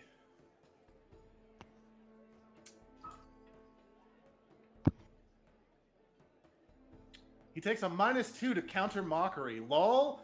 Well, he used his other ones already. I mean, there's nothing that says he can't do it again, but he wants. So if he does it again, he takes a -2 on them. I think or is that only after winning? I think it's in a row. Okay, so it's better to cycle through your abilities. Yeah. Okay, yeah. So each time you win a duel with a particular tactic, or win exchange with it, you take a -2 on it for the rest of the duel. Oh, okay. So that's only if you win. So he Yes. he didn't. He fucking lost. And then you also take a penalty if you counter with the same thing that the person just used against you. So if he countered her mockery with more mockery, he takes a penalty. He will counter with his flattery then. You're like, oh, madam, I wasn't referring to you. You're so well dressed. Oh, he beats it. The DC's now 31. He adds 1 to the pile.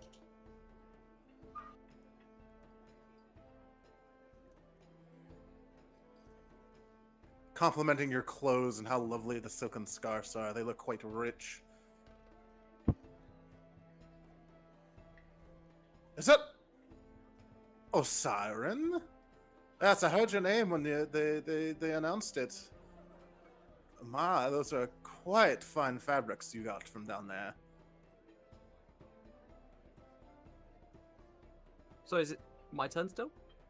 Yes, it comes back to you. You now have to beat a 31.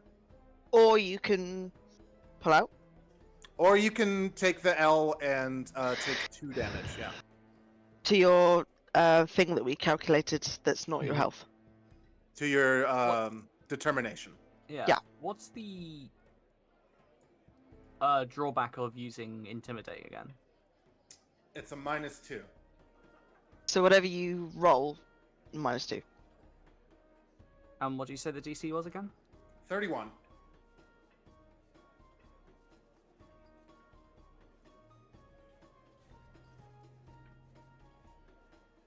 Well,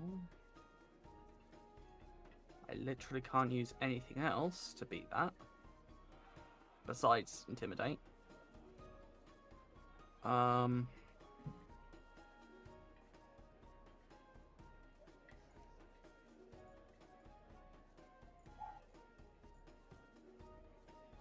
What happens if I lose again? Like, You just take Take- two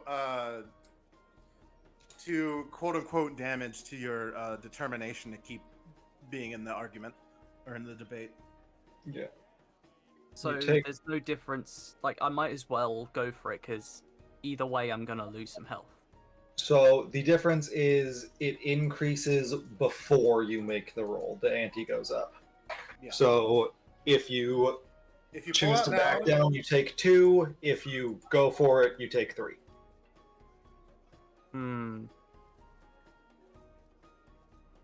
But also, if you go for it, you might not take 3. Yeah, if you go for it, he might take 3 or Yeah. more. I need to roll a 16 at least.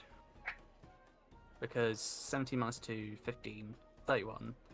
Yeah, so I'd have to roll a 16. yeah, it's up to you.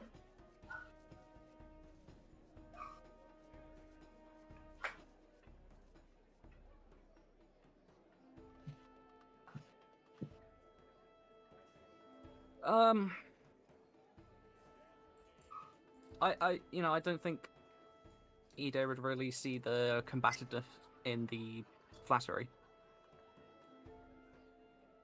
Okay, Like, so yeah, of course it's Assyrian. Like, it's very, very bold in that way, very clear, and yeah, I've earned the right to wear it.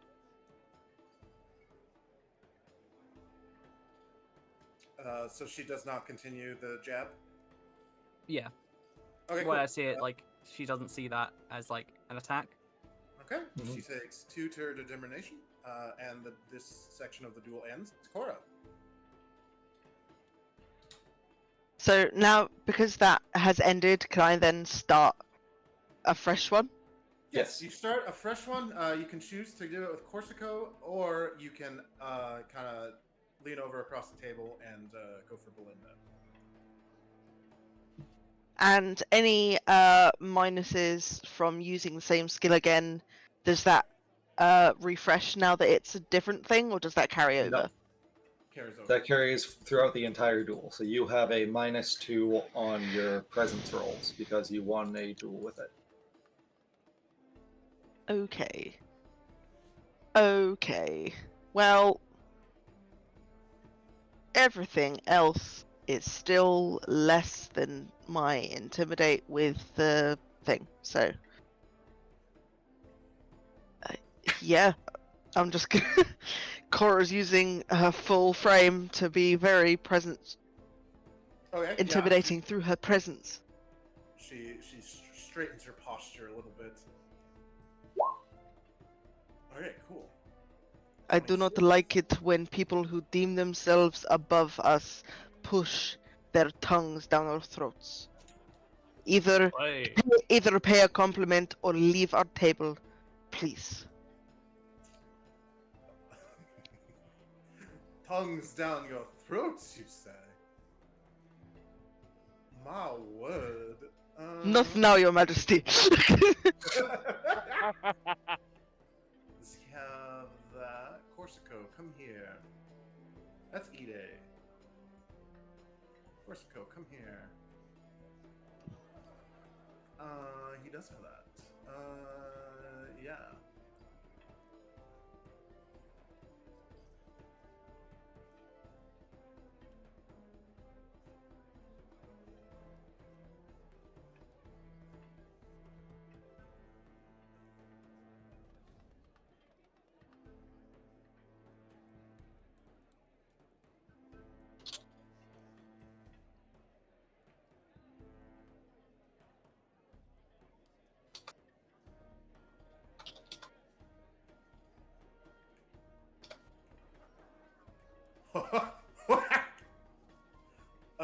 He is going to use wit and come back with a witty thing about, but About tongues down your throats. yeah, about tongues down your throats being, oh, but that's quite fun. Oh, he beats it by 1. At least Oof. he's not 27.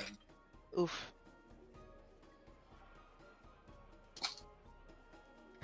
Well, I could not beat that even if I rolled a nat 20 on my intimidate, so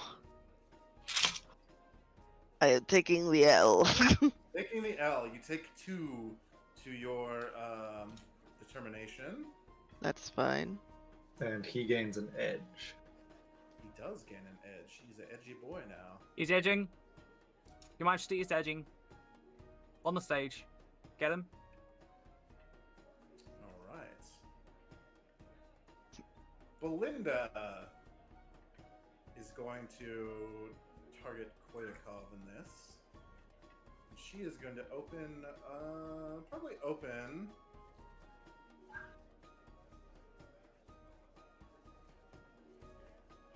With flattery.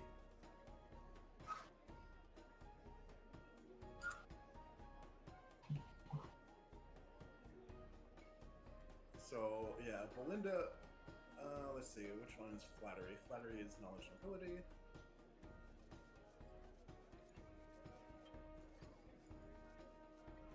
Oh, Belinda just starts talking at Koyakov in like infernal because she knows about Hell Knights and just like Prostrating herself, basically being like, "Oh, you're so powerful and strong. You follow the rule of law, like, etc., etc. This. I'm just appreciating this beautiful one's, looks and whatnot. DC's Okay. 37. Oh my god. 37? Okay. That's her best one. So I don't get any of my additional bonuses to my rolls, right? No, they're all turned into edges. Okay, what does edge do exactly? It lets you re-roll a failed check. Okay, let me look at my skills then real quick. I think I have to get a nat 20 on one of these in order to actually get past that. Going up. Thanks. Yeah, right.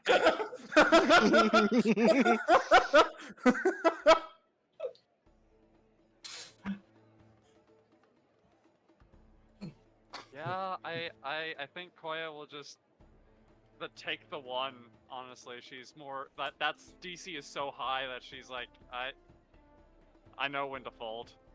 Yeah. Okay, cool. So you take the one, and then it's your turn.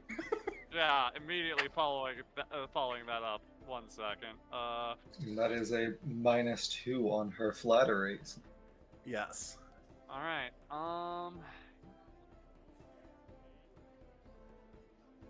To double back onto that, Koya will.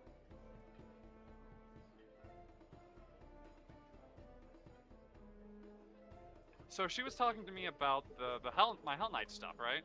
Yeah. Then I am going to use logic to talk, because it's based on her survival, and basically talk about, weaving through a combat type of deal, and how there's a logic to the fighting, Yeah. Sure. Okay. Remember, there's a negative because of Funimouth. No, logic is one of her biases, isn't it? Nope. She hates it. Okay, never mind. I'm not doing that one. Fuck it. I might as well go with my strongest one. I'm gonna use my emotional appeal. Okay, cool. You get a +2 because Funimouth likes it. Yeah. So let's see. Appeal. Oh, sorry. I was reading for emotional appeal, and then right, it's my son's motto.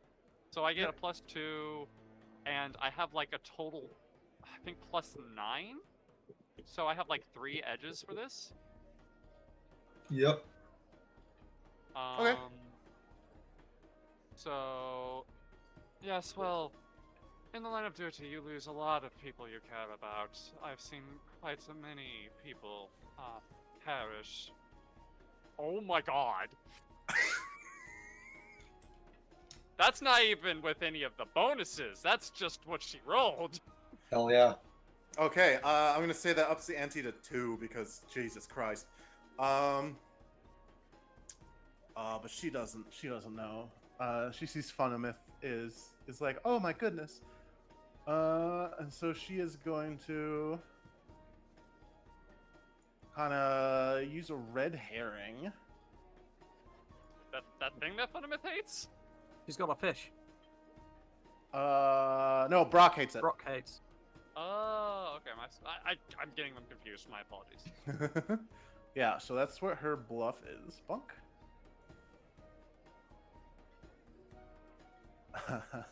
Wouldn't it be fucked up if we renamed Brock to Grok? uh, Brock's one letter away from Gok. Chat. Jesus Christ. She rolls a 44. How? How does she have a bonus that big? Wait, what's your full roll? Smiles. 'Cause this is 39 plus other stuff, isn't it? Nope. Nope, it's 39. Other stuff got converted to edges. I think. Fuck me. Okay. Wow. I I feel like we're on the losing side of this. Damn. I would suspend the rule that nat 20s don't automatically mean successes on skills. Now, I am. How? I'm just trying to work out the math on how the fuck she has at least a plus 24. She has a plus 27. 27. Fucking from. What fucking level is she? Smiles. So not only are we in an encounter against enemies that are substantially better at us than this, but we're completely like not like spec for this at all. We might as well not be our level. Oof. We're in danger. Yeah, that doesn't feel great. Let's see. At least we aren't in actual, literal, physical danger, and more just like social embarrassment, where it's like, okay, we're probably not going to come back to the city again.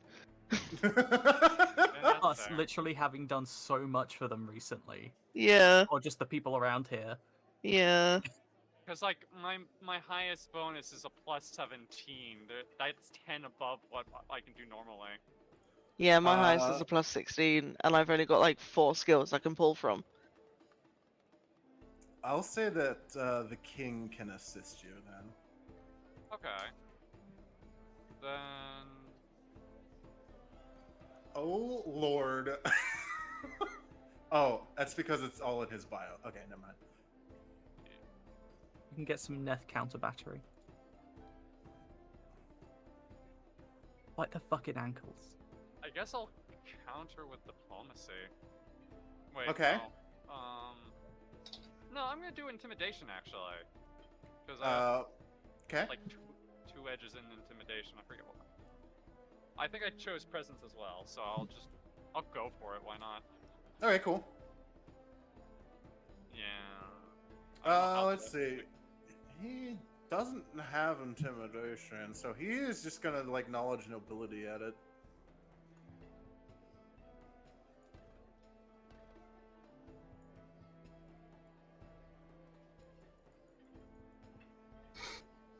How's this conversation go?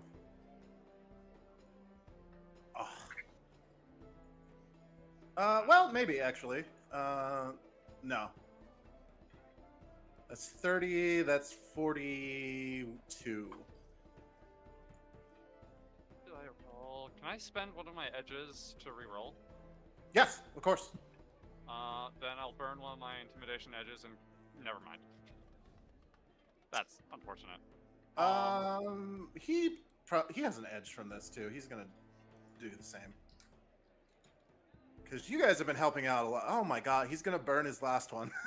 Okay, he's gonna go fuck himself, I guess. Actually, Do I just burn my other one? I can try for a 20, I guess. well, you can try for anything above a fucking 12. What are these fucking rolls? No. No, I can't. Oh my fucking god. Yeah, Koya's just kind of embarrassed a little bit, so she'll take the 3. The ante starts before you go into the debate, so it's actually 4. Oh, cool. Alright. Bonk. That would have been good against her, though, if anyone could fucking roll. If she didn't roll a 44... Actually, Yeah, wait. I think they're a bit overclassed for us. I'm still just Yeah. trying to work out the fucking math. Like, she's got It's to be like a probably- fucking demon in disguise. It's probably fucking character created for this one instance kind of skills, so it's all just been dumped into what's good for this specific not. social battle. I will promise you it's not that. Yeah.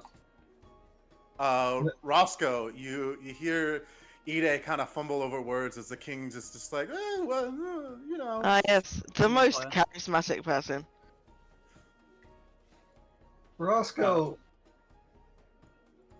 Yeah, Roscoe will turn down to this guy who keeps talking to Brock like, now, I'll admit I ain't a local here, but like it seems to me like it's kind of rude to just be, you know, talking up to a guy like in the middle of his fucking wedding, like I don't know, like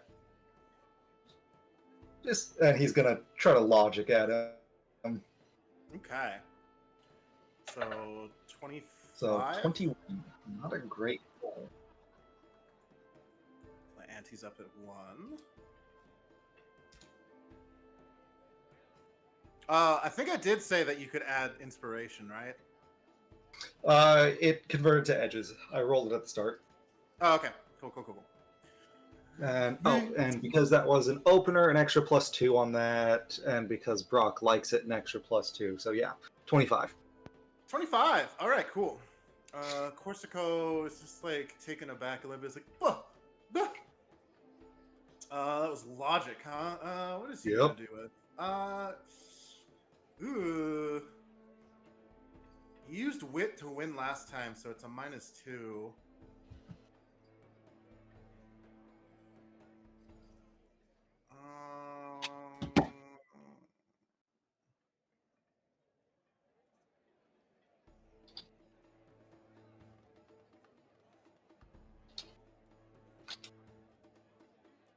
He kind of like adjusts his fucking. Oh, does he even have intimidate though? Oh, he does. Well, he wouldn't do that though.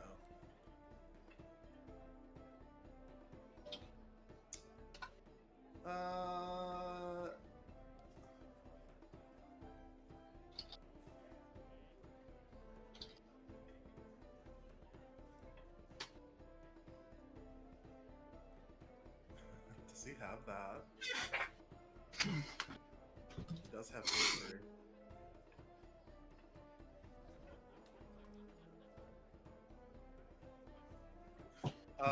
Yeah, he will like start off with an allegory, being like, well, you know, the gnomes are famously polyamorous. Blah blah blah blah blah blah blah about history, and oh,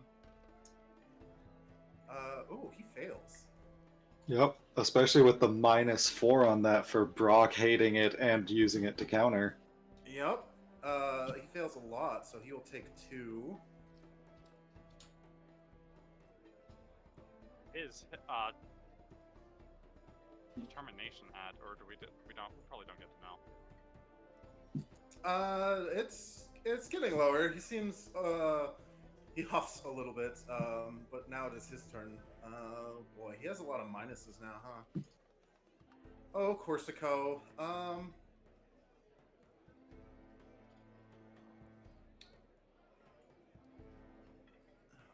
What do you do?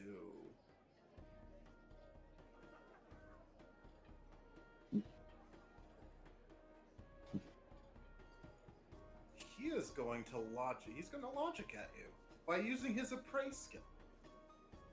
He's like, now with that scent of cheap cigars. Let me tell you, Brock. Here in the nobility, we only smoke the finest, the finest. I just want to say Virginia tobacco, but Virginia's not a real place. We smoke only and exclusively pure Marlboro. Yes, from the Marlboro country up north, a small kingdom, greatest pipe we've ever had. He sets the DC to 20. He says DC at what? To 20. Okay. Actually, he gets a minus for losing, doesn't he? No. Okay. And this was targeted at Roscoe, correct? Yes, it is. He turns to Brock. Now, it's a good thing that you only like that stuff, right? Fucking no experimentation on you. None at all. He's gonna wit at him. Nice. That's a Brock likes wit. 23. 23. 25, because Brock likes wit, so it's +2. He's confident he can counter that, possibly.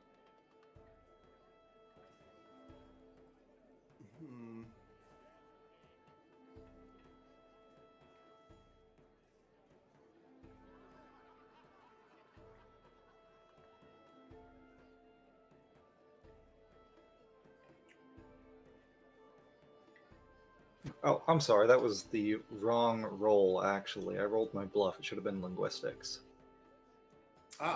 So I think it's just 3 lower. So 1d2. 22. Okay, cool. He is going to go into another allegory about how great the tobacco farming and how much it goes through to travel across all the way into Cheliax and all this other shit with his knowledge of local. Oh, he fails. Oh, my boy. My boy rolled a 10 and fails.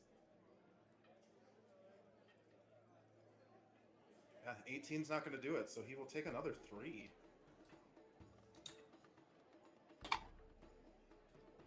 He, at this point, is kind of obviously getting a little flustered, and Brock's just like a couple more drinks in, and like obviously being like, "Yeah, who is this asshole?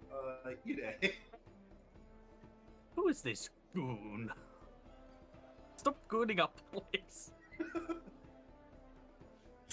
Oh. Oh, fuck. Um.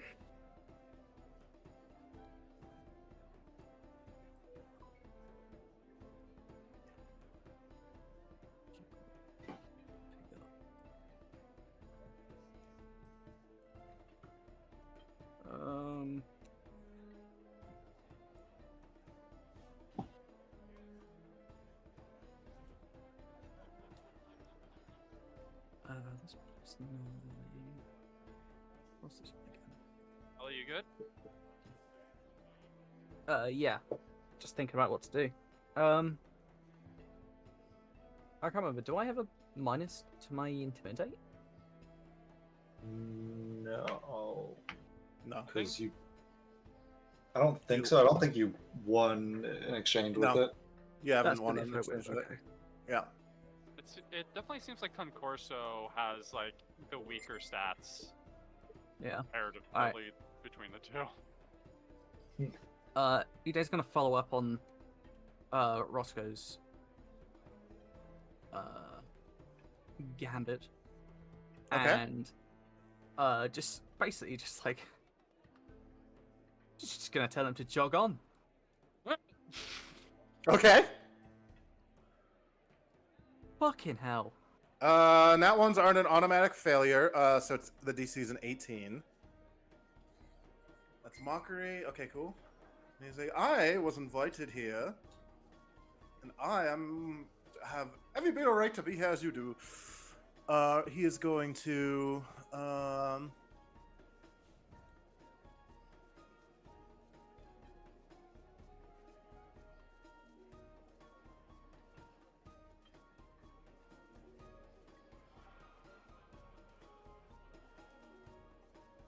he's gonna bait you. Gonna masturbate. Yeah. Gooning and baiting and edging. My Man, god. This man is gooning up the shop. God. gonna get banned for TOS violations.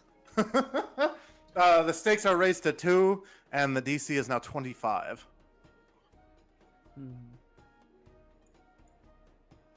You can beat that. You can do it. I believe in you. Yeah.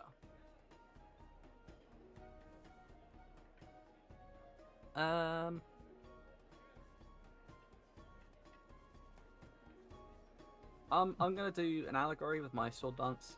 I'm gonna do this very. Now, if you counter it with anything other than presence, you do take a -2. So Why? that's how baiting works. That's how baiting works. Oh. So I can't use presence, right? Yep. Oh. That sucks.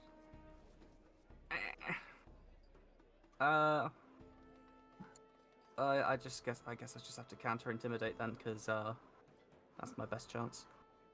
You also have a +2 with wit from Brock liking it, so that would cancel it out. Wit is linguistics. Yeah. Up to you. Like a- Up to you. Up to you. Uh, Up to you. Linguistics for me is +2. Okay. Yeah. Okay. Okay. So yeah, intimidate, so +15 basically. Okay. There we go. That beats it. The DC is now 27. Another +1. Dude, seriously, like, earn the right to be here? You mean you're born with money? I can show you the right that I earn. Like, the way that I earn my way onto this table, right? Let's see. That didn't work. He is going to. Ooh, he doesn't know Brock though, so he will emotionally appeal, taking out -2 to this. At the end of the day, for his sense motive. At the end of the day is another day over. Oh my Lanta, he The fails. sun in and the morning is ready to rise. takes a 4 more. Kind of huffs at that, like seeing that Brock just like kind of rolls his eyes, like, yeah, they literally saved me and my wife. You weren't there. None of the nobles were there except for maybe the harbor master of Ostenso when we were Yeah. debuting our ships. These are brave and noble individuals, and I mean noble. Damn right. Cora. Fucking got him. Yeah, he got his ass. He is not. He's Got not his winning. ass. He is not making any friends at this table. So what's the DC at right now? It is Girl. completely empty. It is your turn. Yeah, he Oh. lost that one. Oh, lost I'm that one. gonna fucking Kill him. so is my presence currently at like -2? Because you've won one. Yes. Yeah. 1-1. If I have an edge, what can I do with that? Reroll. Reroll. Okay. I'm going to try one of my other ones, just for shits and giggles. Okay. I'm going to try and...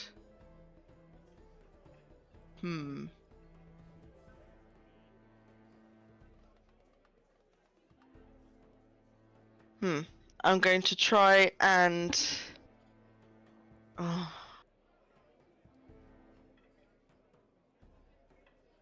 God, I don't know. I don't want to flattery him. It'd be more like flattering Brock, Okay, yeah. since he's the audience. Yeah.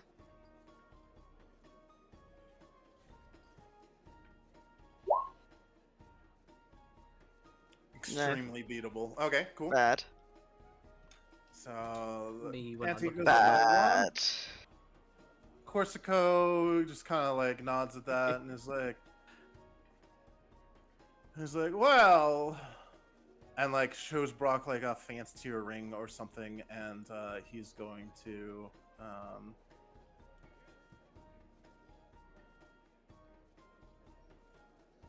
glad I got away with that little comment.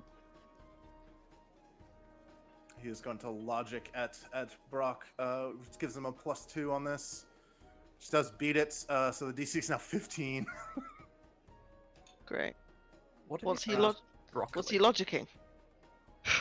He's just like as you're gassing up Brock, Corsico's he's like, oh, of course, forgot a gift for the lovely groom, and like presents like a fancy ring.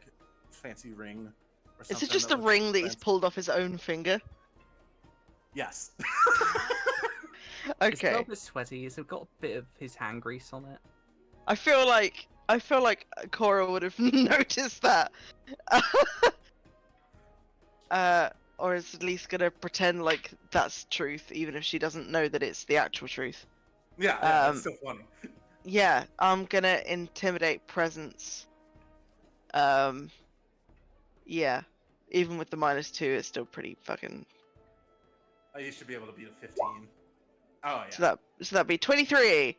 Yeah, Cora's basically gonna like notice that it's from his own fig. What race is the guy that's this Cora, whatever his name is, Concorso? He looks just like a Cholish guy, just by looking at him. Well, so there's no way that's going on them stubby dwarf fingers. I was gonna say Brock is a dwarf, Yup. so is it gonna be? Is it like way too big or way too small? It is way too small. Okay. Ah, he's cock ring, yes. Cora's going to like lean over and basically snatch it from him, and be like, "Oh, Brock, he does not flatter you. We would need to get this resized. He has given you a tiny ring for your noble and dwarfish fingers." And Cora's like making a point to like try and put it on her own hands, which are also quite big because she is big. All right, he is going to try and say something witty back, and fails. Yeah, Brock's just like, man, I think you should leave. And this guy takes that as an absolute failure, taking 4 more fucking determination damage, bringing him back to 0. Bringing him down to 0, and he kind of like nods curtly. He's like, of course. Have a good wedding.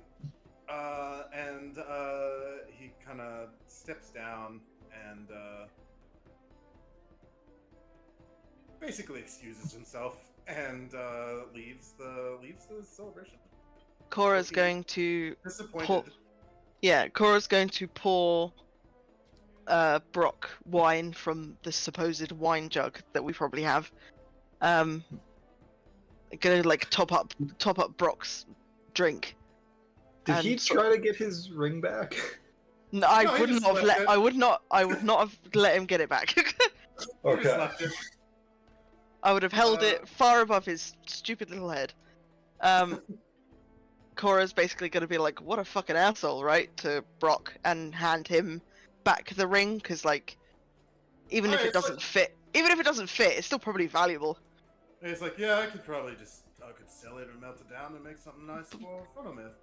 Take the stones out to make a bracelet or something for Funnelmouth. I don't know. Yeah, that sounds like a great idea. Belinda fell. Seeing that, has her determination reduced significantly. Does her stats reduce too?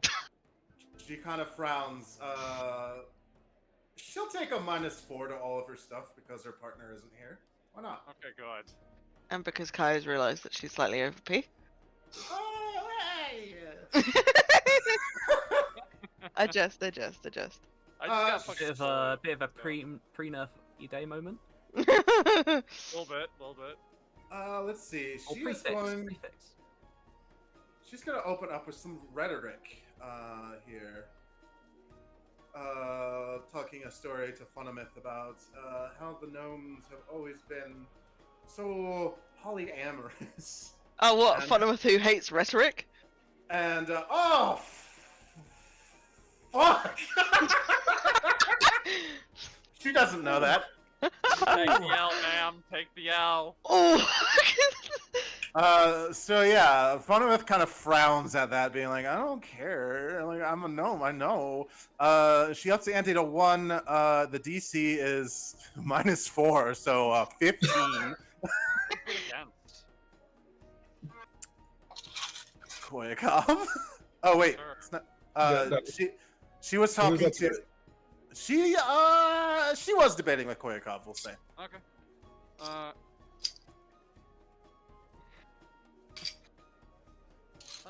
You know what? Sure. Koyakov will go with diplomacy and like kind of nudge E-Day as well as Funnelmouth saying, well, polyamory has its benefits, doesn't it? Oh, many benefits. And there you go. Okay, 28. The ante goes up by 1, and boy, she has to beat that or she loses. She only has 2 left. My wife is cute, and so is my girlfriend. Oh, she has performed oratory. Let's see. Yeah, they really picked the right adventuring party to represent this polyamorous wedding. Right. Yeah, she is going to.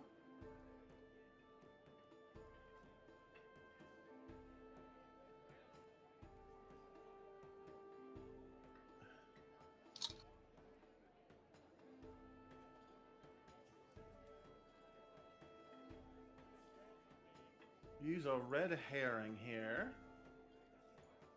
She performs oratory and loses. Promptly loses. What is orator? What is that word? Speak. Oratory, Orating like speech and debate. Yeah. Yeah, she Hell. tries to go into a tist about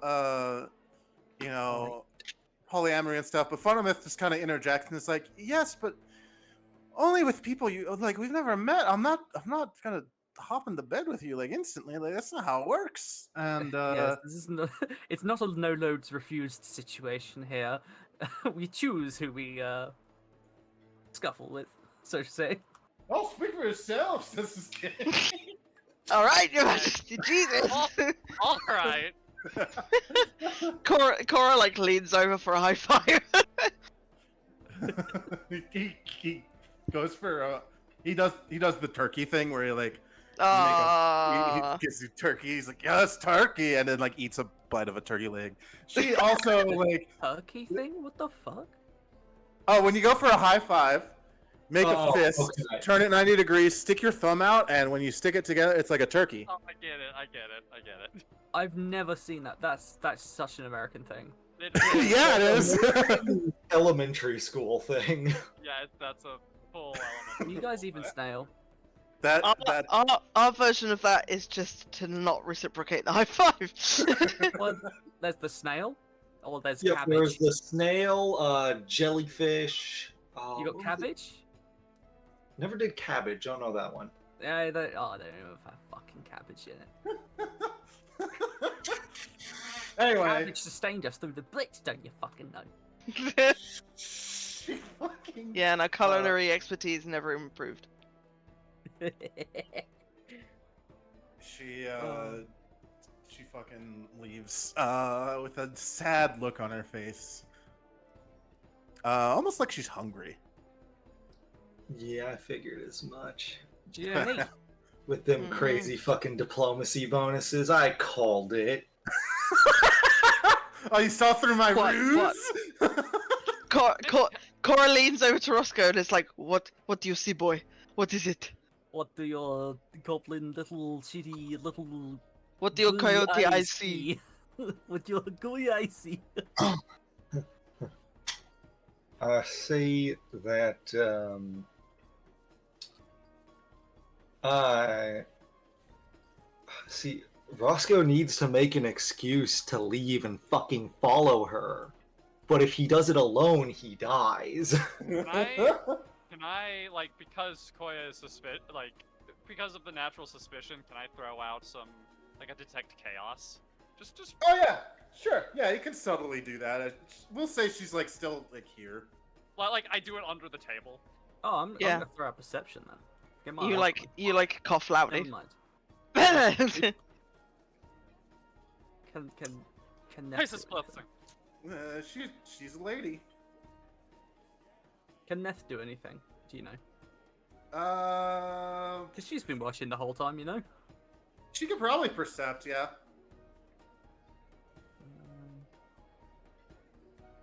But yeah, let me know if the detection brings anything.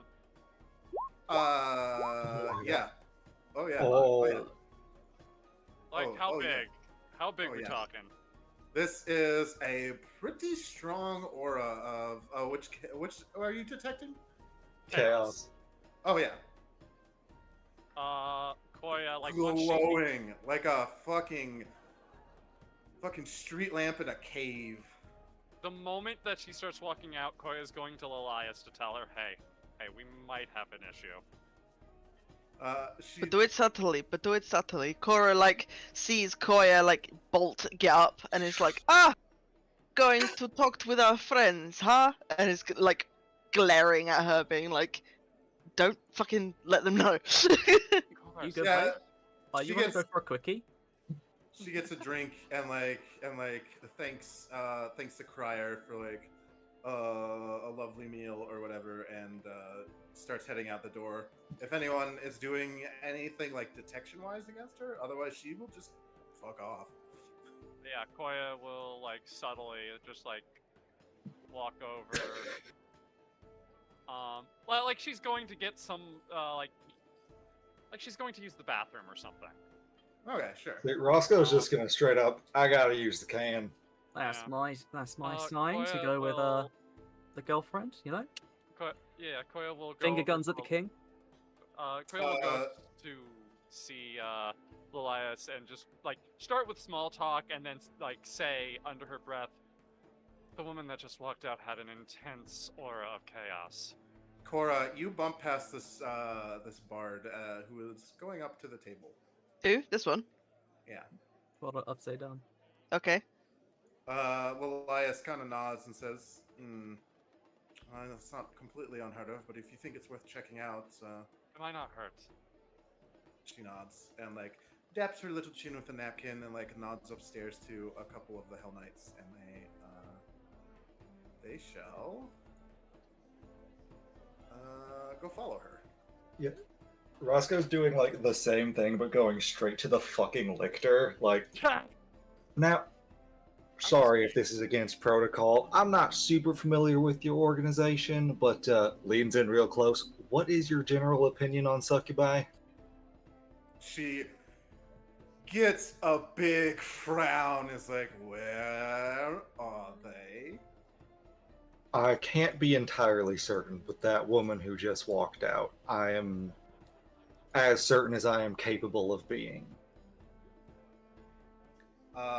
She nods and like touches her ear, and a couple Hell Knight dwarves come down shortly after, and she kind of nods to them and just says, "Go check it out."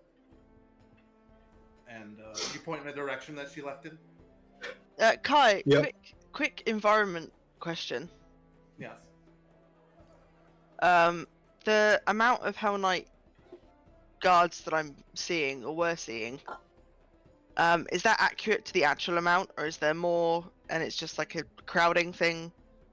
That's the actual amount. Those four have left to go check this out. Okay. And did you say it was a bard that just walked past me? This person Yeah. below me? As you were kind of following Roscoe and people are talking to people. Yeah, this bard kind of like nudges past you a little bit and says, "Oh, excuse me." Cora is gonna become a little bit aware of where the security people are at this point, and realize that there are less of them in the room now, and it's probably gonna like not make it obvious, but it's gonna like swing slightly back around, and it's gonna like sort of like half sit on these stairs, staying. I'm staying near the table. People are definitely mingling now. There's like some dances going on. Yeah, I think Cora's gonna like be like sort of a little bit sitting, a little bit leaning. Sure. She's not Violet's like- not upside down. I'm not upside down. For me, I'm not. What are you doing specifically? I'm probably gonna throw out. My sense things are terrible. Can I? Is that bard person? Is he like walking up to obviously up to the table, or is he just like wandering? Oh, she. Sorry. Girl. Oh no, she's cute. Yeah, she is specifically going up to the table. You two are still talking to Lilias as this is happening. Okay. Cora is going to be like, has she played? She was Yeah, the first she- one to play, right?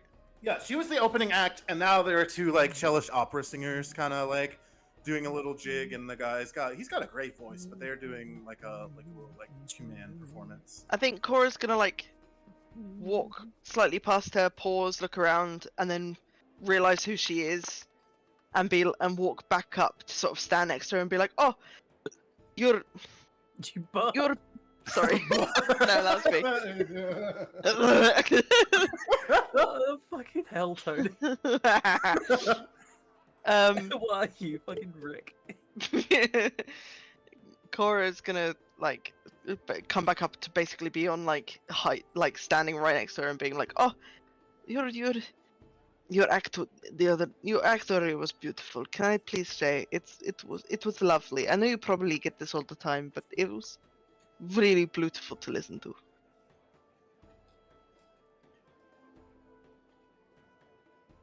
Okay. Cora's just striking up conversation, and also like, she might be. I don't think she's sus of her. I think she's just wanting to stay in the room so that there are more protective bodies in the room, just in case. Yeah. So she turns around, kind of jumps a little bit because she wasn't expecting you to follow her. And she flashes an award-winning smile like a bard does, and just kind of says, "Oh, thank you very much," and like does like a nice little bow. Please, what is your name? Do you have a stage name? Just in case, I see you performing somewhere else, I can know to look out for you. Yeah, she definitely has a name.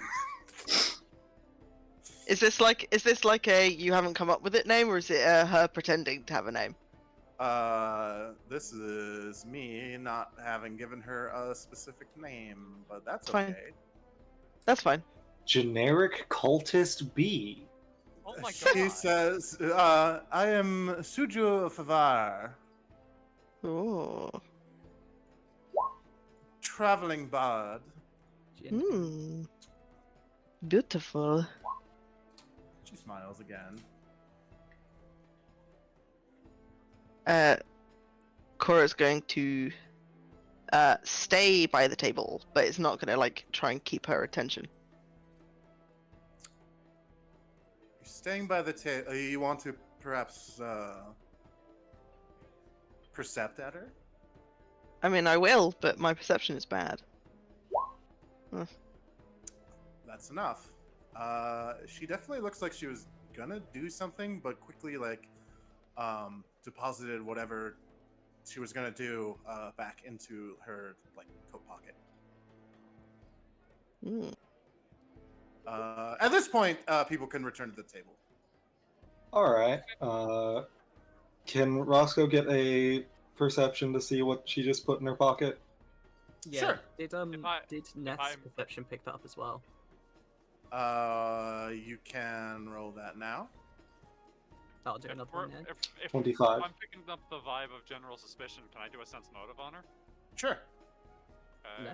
Bad. Maybe not like I don't think it's like I haven't made it obvious, but you've seen me talking to someone who I've never seen or spoken to or interacted with before, and maybe that's piqued your interest. I mean, Okay. we've all got like sussed up right now. Like, Yeah, Yeah. we all noticed something. our attention has been raised. Yeah. Okay. Cool. So, sweet. Neff doesn't notice anything. She's busy talking with Funimeth or siding with she is. Funimeth. Her head has disappeared inside a cheese wheel.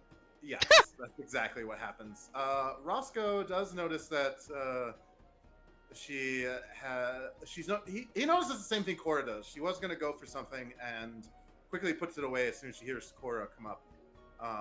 Very small, like in the palm of the hand. He didn't quite catch it.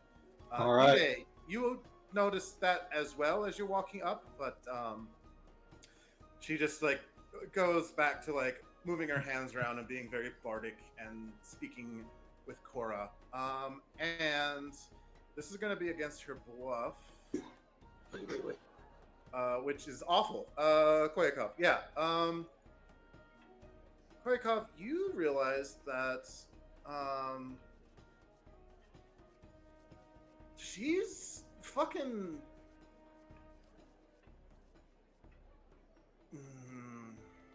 She's fucking. No, she's not as charismatic as any bard you've ever seen before. You've seen a lot of bards, even bad ones, have a positive score in charisma. She doesn't. But she has decent enough looks, and like an award-winning smile, and is quick-witted. Koya walks up to Brock almost like in a way of to gesture, like to get him to stop eating for the moment because she's suspicious of poisonings now. Yeah, Brock's like, oh no, I'm full as it were anyway. King Kor Okay, Fiddle, like, good. claps his hands. So, seeing her, like, Roscoe did see that she had something, and that's enough for him. So, Yeah. as he brushes past her, he doesn't actually get to do this often, but he actually has pretty decent sleight of hand, so he's going to try to pick her pocket. Ooh, that, So that's a 33. I'm going to add some inspiration on that, too. sure. Why You not? try. Why not As go you- all in? So only a 34. Or, no, 36. Cool. Ooh, that's against her perception, which is Cost gonna fail. 1 grit, 1 inspiration for those extra d6. Oh wow, it is good you spent that because she also rolled a nat 20. Hell yeah. Holy shit! I'm gonna change the music. Let's see. Do we want wedding fight or? I don't have wedding fight. Why don't we give it the Roscoe event because he just got Oh yeah. a nat 20. As she makes her thanks, and you realize that she is fucking schmoovin' as she goes by and outside and just takes her leave. Just gone. As she passes you, Roscoe, though, you are able to just barely slip your little grubby hands into her pocket. And you pull out one of these. Fucking Jesus knew it. Christ. Yep. Okay. That is interesting though, because if I'm remembering correctly, that's an injury poison. So is it one that has been like modified to make it and consumed or whatever it's called, ingested? Let's see. Oh, that is an injury poison. Well, I mean, there are specifically I don't think Roscoe has them because of his archetypes, but like fucking investigators and certain rogues and alchemists and shit can specifically modify poisons to change their type. let me look at it. So if you just want to say that they did that to it.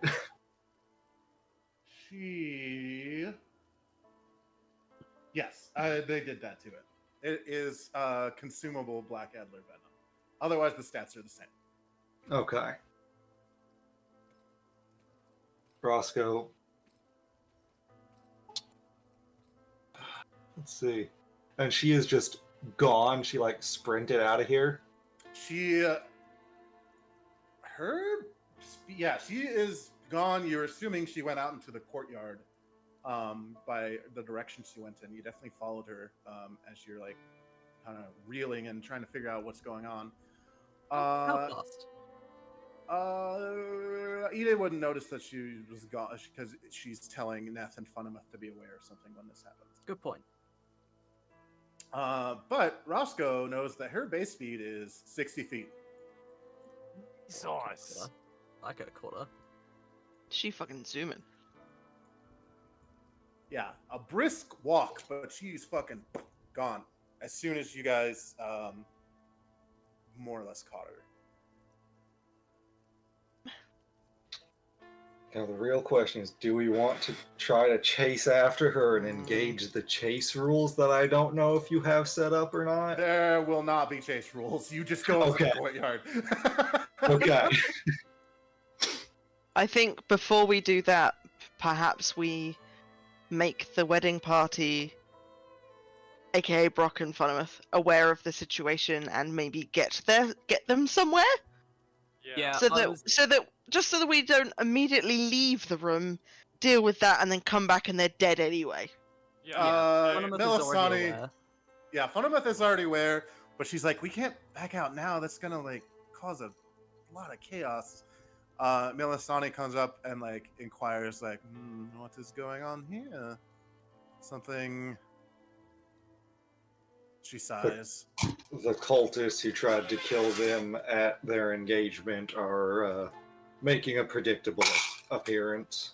We are assuming based on limited evidence, but it stacks up. She nods and is like, eh. And Speed food to produces. speed this one up. She produces a scroll of so many like Crichtons. She has a few of them like attached to a belt that is just stitched to her waist, and she's like, if anything happens, I can handle them. All right, yeah, you and Lelias and the Lictor. Between the three of you, I doubt anyone in this room could get hurt. Mithril and Nicolod kind of come up too, seeing that there's a bit of a commotion, and they also get in the know, and they're like, "Oh yeah, obviously." Yes, Liquor- maybe We're you gonna- guys Oh, maybe you guys take your turn at the high table to maintain appearance So you're while telling me we that back off.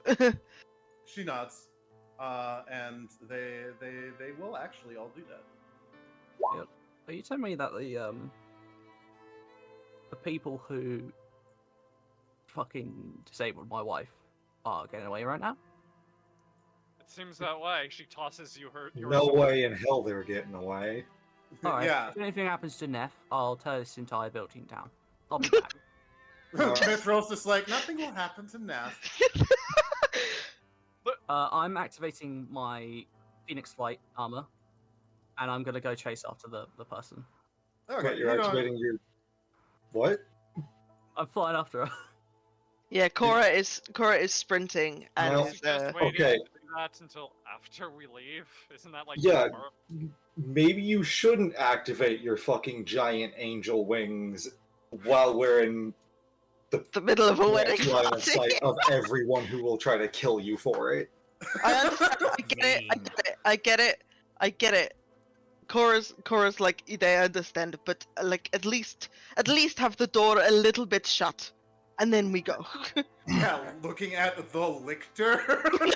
Yeah, no. No, yeah, I'm activating my other speed abilities. Okay.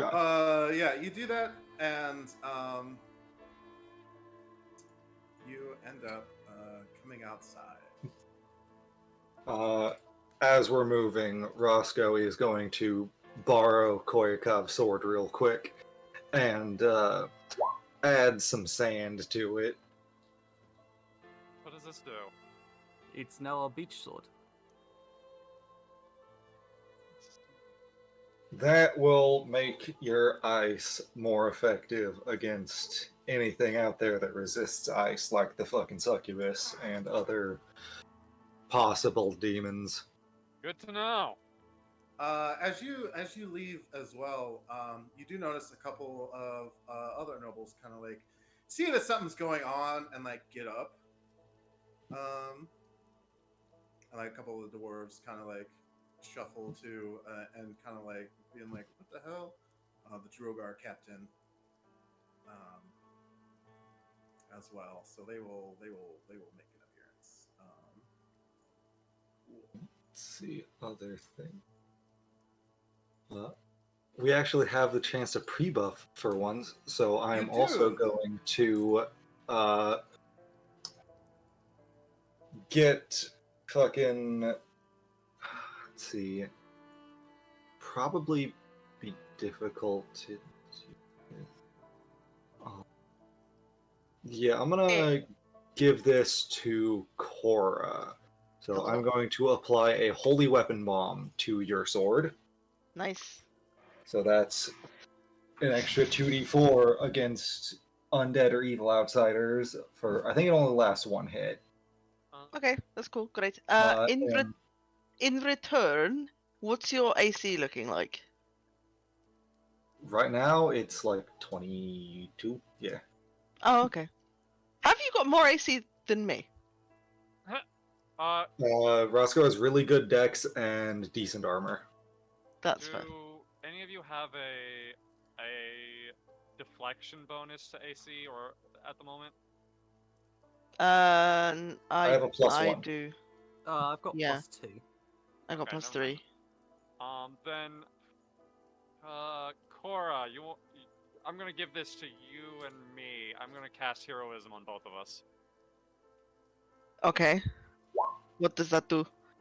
+2 +2 attack rolls and saves.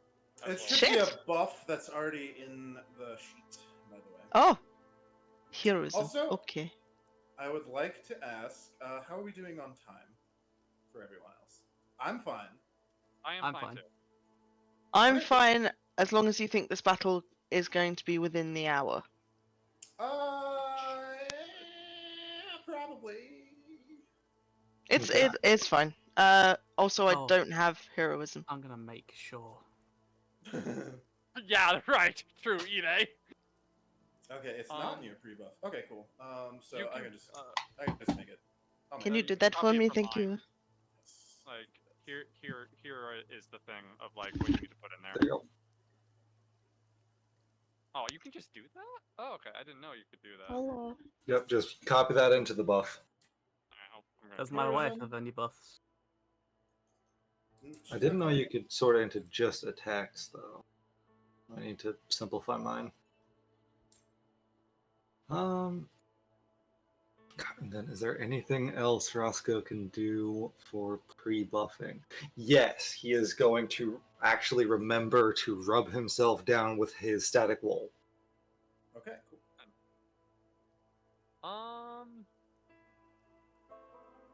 I have a funny one. I'm not sure if it'll come up, but I'll cast Bane. Who are you baning? It's an Yeah, that- aura, isn't it? No, a it's 50 in. point- It's a burst. Yeah, it's a Oh, burst, so it's okay. when you cast it. I'm sorry. I misunderstood how that was Yep. like. Okay, never mind. I'm not doing that then. Can you hear me? Yes. Yes. Okay, cool. Alright, everyone pre-buffed, ready to go to the next little map. Yeah, I'm obviously going to fly into a rage. Cool. You do Can I that. activate a as soon as judgment you- or my Bane? Sure. Okay, I'll activate the judgment. Can I have it? I know we're trying not to alert anyone. Oh, you Can guys I- are making a racket running through the halls and chasing after this thing. It's yeah. Whoops. Oh dear.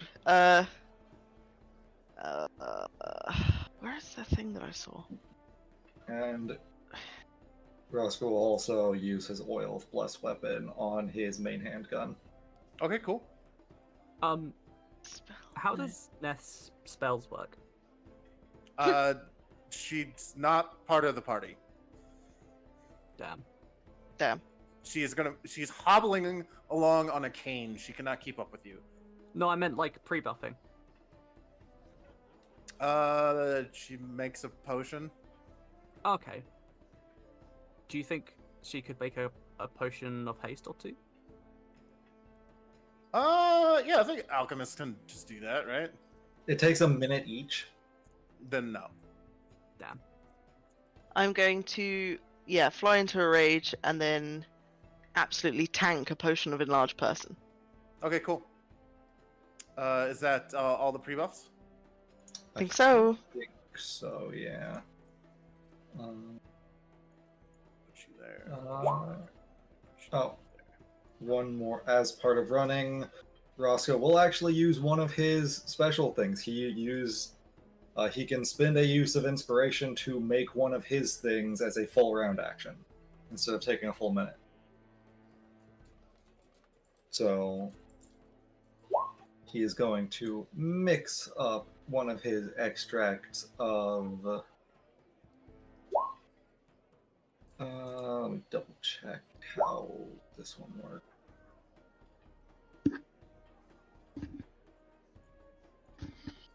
Okay, yeah, he's going to make it into an extracted long shot.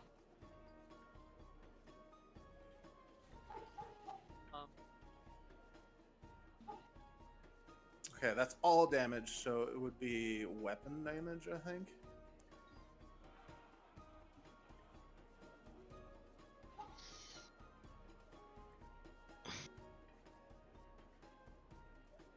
okay, I see. All right, cool. Thank you. I'm still not fully sure how all this works, so I think I was fucking it up a little bit. That's okay. No worries. Cool. Everyone pre-roughed? Could be. Yep. All right, Yeah. sick. I'm going to move us to the next map and change the music a little. Okay, now it's not on my actual. Oh, also Roscoe chugs an antitoxin. That's probably good, since he has a terrible fort save, and these guys That's use poison. fair. Ah, yeah, and I would probably do the same. Ooh, that's minimizing. Cool. Everyone bops in here and comes out into the entrance courtyard of the venue, and you see this lady kind of perched on this this fucking bench here. She's sitting on the backrest like a cool person, looking bored and like twirling her little tambourine around. Oh, that's a horrible initiative roll, girl. As she says, "Took you long enough. Good eyes. I'll give you that." Thanks, Koya. During this, like, Ide doesn't stop walking. Like, she just continues walking towards her during that time. Where you are is where you start. Yeah. Yep. Your initiative. I'm just saying, like, she doesn't stop. Yeah. Hence why you've got the highest initiative roll. Yeah, I mean, Woman is yeah. the walking. Yeah, she rolled a 4, so that's not good for her. I see that Brunk is back from the dead. Ooh. Fucking. You Is recognize he one of them. the ones that got away? I don't remember. They were like kind of generics. There were a Yeah. couple of them. Yeah. All right. We start off with Ide. All right.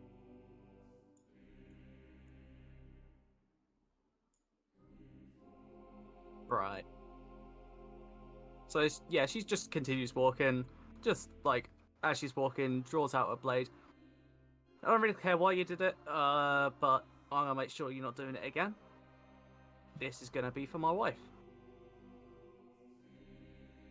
And like once she gets within 10 foot, it's just instantly just lunging out. Okay, cool. Yeah, for sure. Does that hit? Fuck. A 24.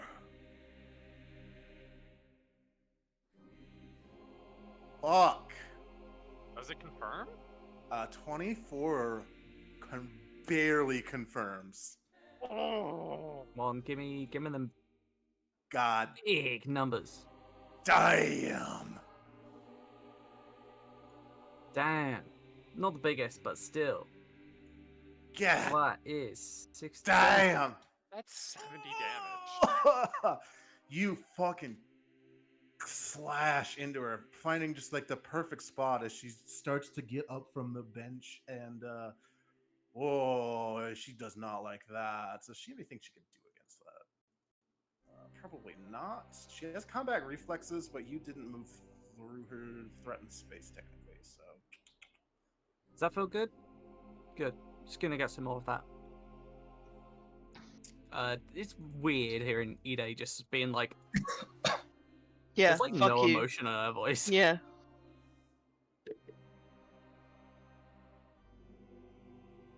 Yeah. All right, cool. I don't know how to reply to these. But yes, those are already all factored. Okay, cool. All right. Cool. Roscoe. That's why Roscoe. she's still standing. 5, 10, 15. He's just gonna, before anything else, just look around, make sure that there's nothing hiding. Specifically, he's looking out because he doesn't think that fucking succubus was unrelated. You don't see any succubi, but you do notice that the door down here is starting to jangle, like someone's coming out. All right. In that case, we have no indication of whether or not she is, in fact, just a human. So Roscoe's gonna start out with. Yeah, I think just shooting her is.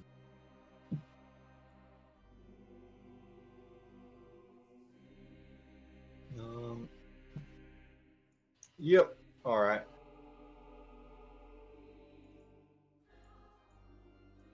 Or which door is starting to jingle jangle? The one to the south. All right. In that case, he's going to change where he's going. So 1, 2, 3, 4. And how high up is this railing? Could I conceivably like throw something there? It is down, actually. Oh, it's down. Okay. Yeah, Roscoe is going to throw. Let's see, range touch attack. Range increment of 10 feet. That is okay.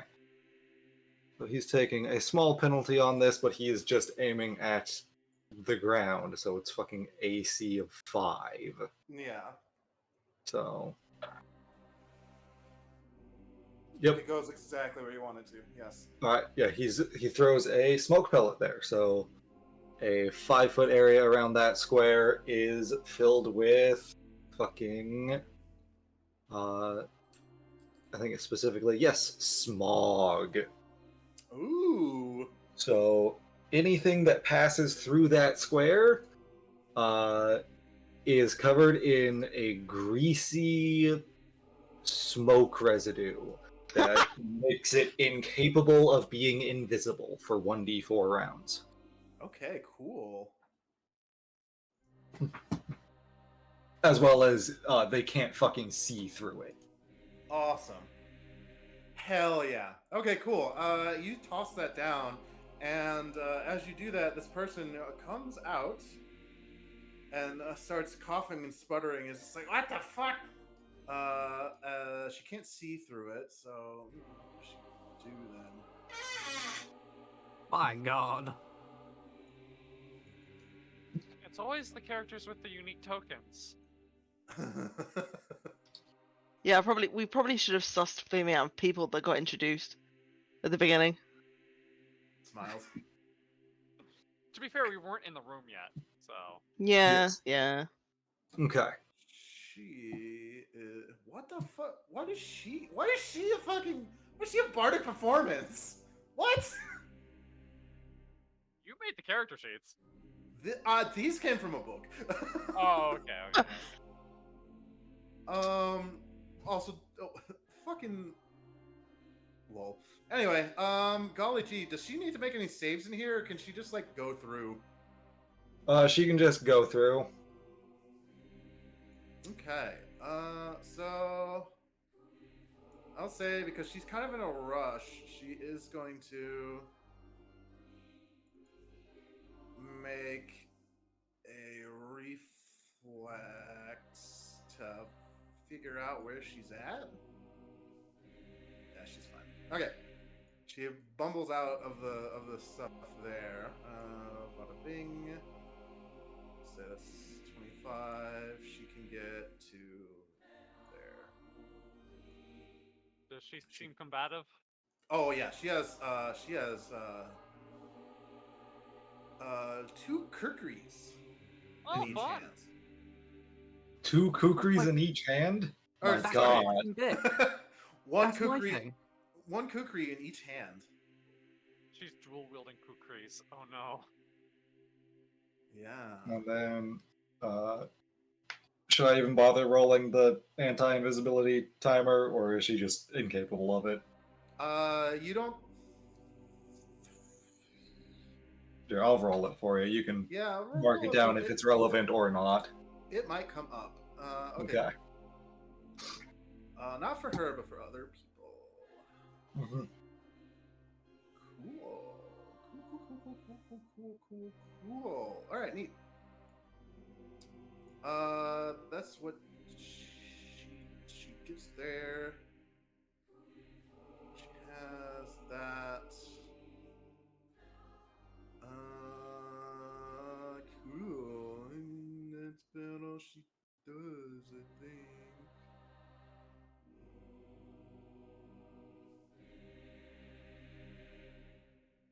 Does she start a bardic performance?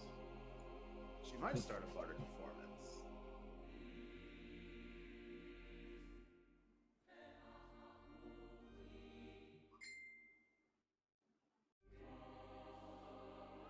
Why does she have a... She shouldn't have... What the fuck does this mean? Okay, cool. That's what it's for.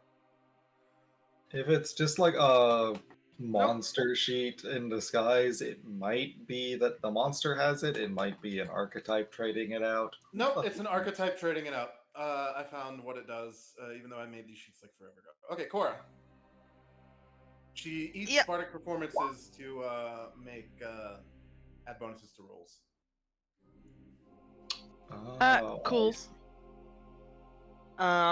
I'm going to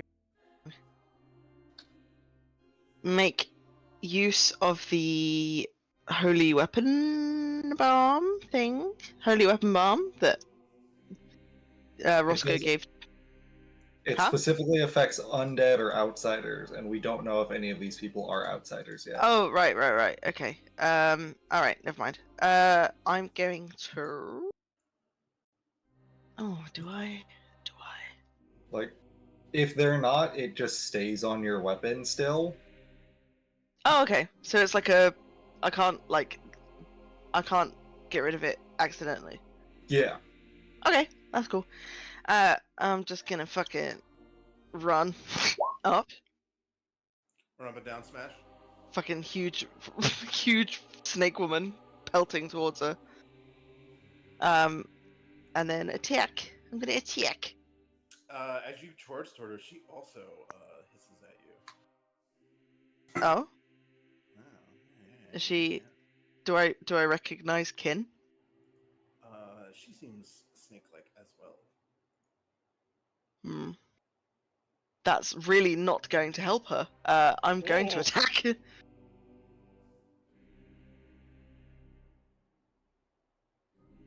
It's just the first one.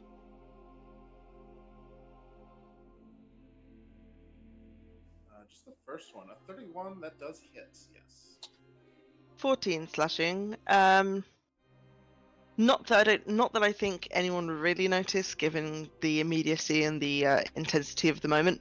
But since the break that we had since the last combat, Cora's been tinkering with her sword. And now when she swings it and attacks the woman, a trail of smoke follows behind it. Shit, right. You got ominous on that now. Yeah. It's a shadowy haze. Cool. And her armor, not her armor. Well, yeah. You can hear her. She starts to giggle in a very deadpan way. He. A giggle, more like a giggle of a hyena than a giggle of her. Cool. Let's see. She is. I mean, she does have her tambourine out.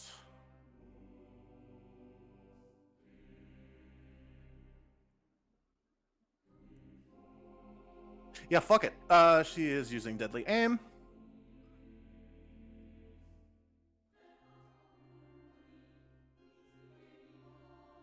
She has point blank shots.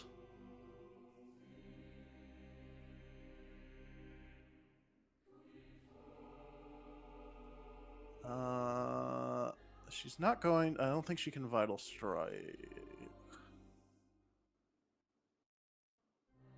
Yeah. She's not gonna vital strike. But she is going. Ooh, but she has this.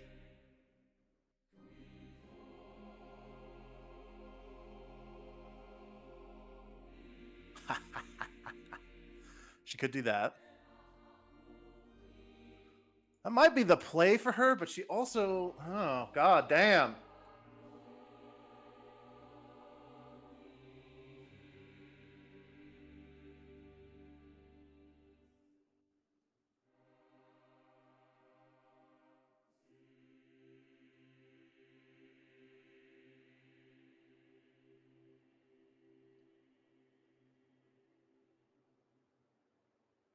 Yeah, for sure. She is going to flurry of blows her shuriken out of her tambourine. Turns out the little metal jangles are all shuriken. What the fuck? So That's Thwomp. stylish. Let's see. Ide is ridiculous though, and none of those fucking hits because she rolled so bad. I can't roll above a 13, huh, girl? Same. Are you saying she's attacking me? Yeah. I assume she's taking a 5-foot step backward prior to doing that, so she doesn't eat the attacks of Doesn't know. opportunity for Yes. Doesn't ranged know. attack. She doesn't know. She does. No, she would. She just She saw would. you. You hit me just from there. yeah. She saw you hit you from there. She does like a cool backflip, and then flings all of her shuriken at you and fucking fucks it up. They plink off of your armor under your clothes, and you notice your clothes are soaked with various colors of poison. Each one of those fucking shuriken had a poison in it. So if she hit you with 5 of them, the chances of you failing a save were pretty high. Yeah. But that doesn't happen. So after she throws that, she just like free action drops the little band of wood that was the tambourine on the ground and like just kind of puts her fists up a little.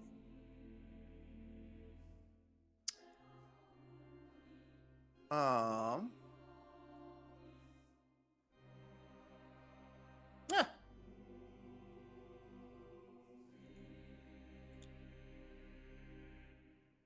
Well, that was a flurry of blows. She can still move, huh? Oh no, she took a 5-foot step, so yeah, she can still move. She can shmove. She shall shmove, actually. Flurry of blows is a full attack unless she has something that makes it so it isn't. In which case, I never play monk, so I'm not sure. I don't know. Yeah, in which case she does not do that. She's a monk. Get her. Cool.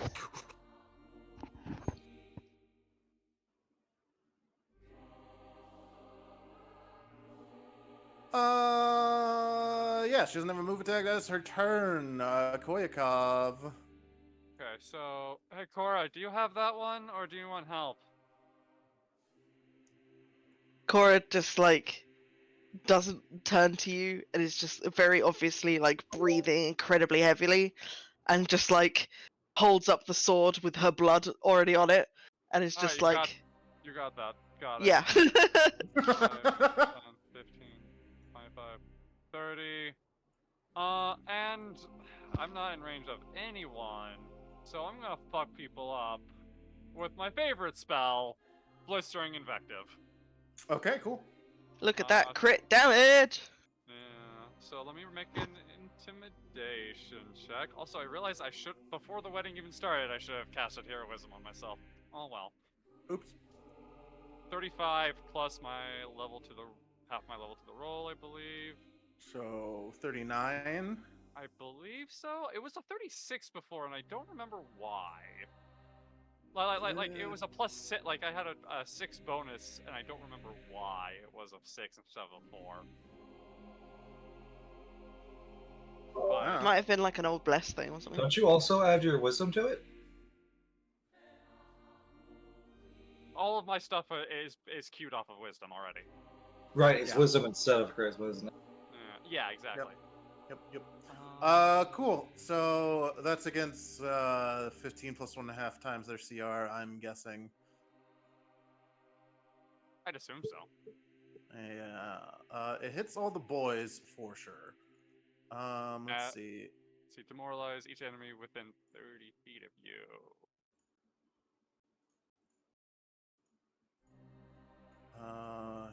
Yes. These that two hits. are a little out of range, unfortunately. Okay, so it affects these three, kind of L-shaped here. I think so. Well, everyone in 30. Oop. Yeah. He's not in 30. He's not in 30. She's not in 30. So this is these two. Yeah. Could I have I was like right here, right? Yes, you're on the stairs. Could I have moved like? Don't forget, stairs are difficult terrain. So that Oh yeah. is. Shit. So. Ah crap! I might have not been able to do that at all, actually.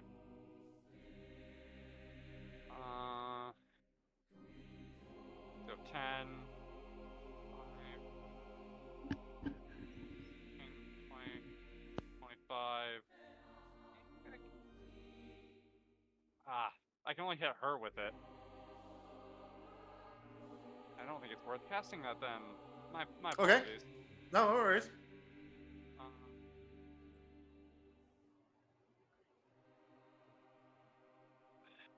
you know what?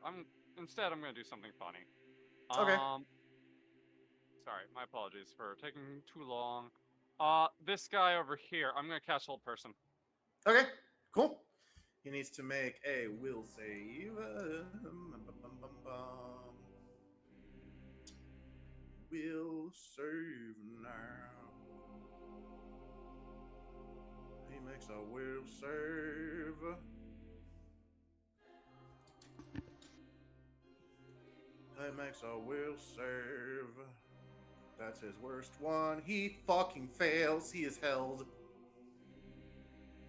Why don't you stay there and sit and think about what you've done? Ah! Good use. Alright, cool. Alright, that's it. That's all I can do. Monk, he is held. He takes a full round action to make another will save to end this effect.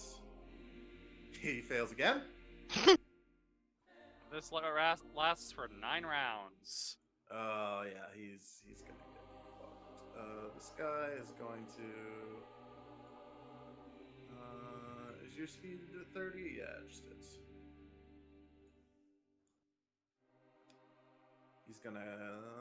He's gonna get to like here. Actually, bonk, and has his short bow out and.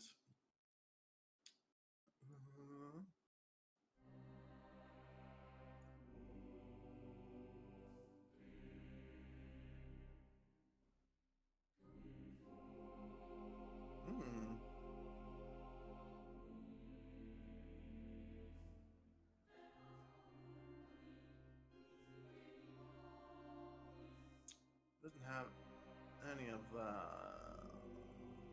He's gonna try and feint at E-Day, making like he's gonna shoot Quirkov instead. Which I think fails because it's 15 plus 1.5 her level.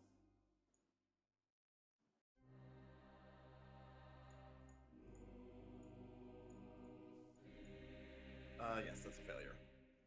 He fails to feint, so this is not against your flat-footed or whatever, but he still will shoot you. Thwang, a 24 not being enough. An arrow flies past Iday's head. This guy going to kind of hop over here, using that as cover. And he will also shoot some arrows at you, Ide. Or an arrow, rather. 23 is also not enough. Arrows go flying past Ide's head from 2 directions, and it is now Ide's turn. Yippee! So... Oh, wait, I did. And then... Over here. Interesting.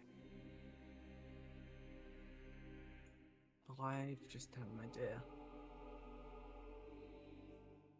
that I should have thought of.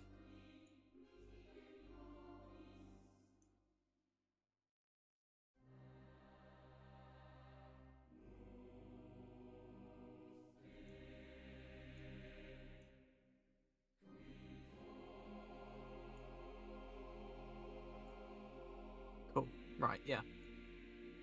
So first, Ida is going to take a 5-foot step forward, Okay. and she's going to full attack. Actually, the person in front of me, are they holding anything? What's the vibe? What's going on? Who? Which one? The person. There's no label that I can see. This one? Yeah, because she doesn't have one, or you don't know. Yeah, purple cloak. She is holding nothing. She just has fists. Okay. Maybe...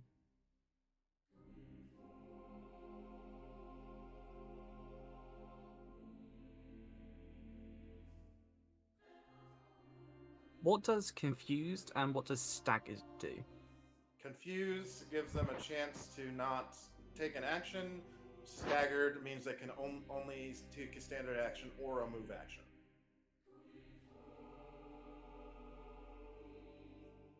I see.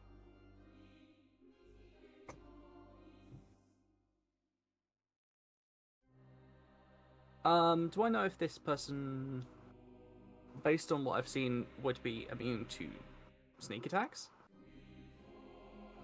You don't know.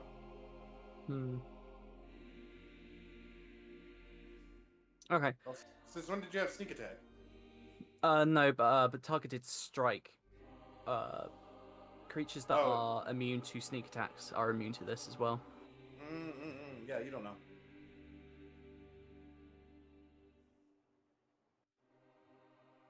I assume if she's monkish, probably. Yeah, Ide's just gonna keep. She does another step forward. You know, her expression isn't changing. Just does another full attack. Okay, cool.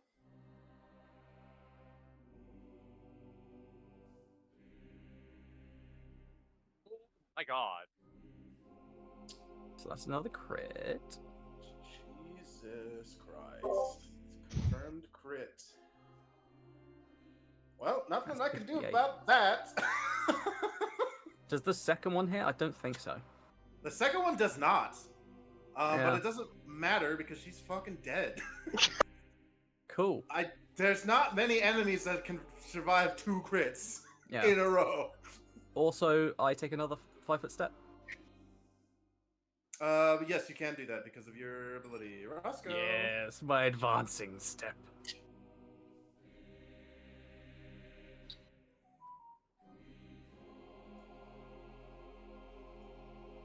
Sorry, I took a drink of water just as it was my turn.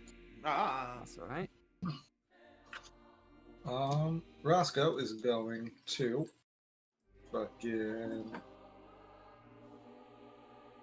Why do I have Ide's sheet open? Fuck.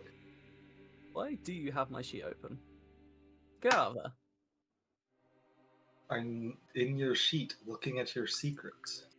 Girls only. Okay. And you've got too many other things going on to be full girl. So. Is this grassy area, anything along there difficult terrain? It's like the tree, but like no. Okay.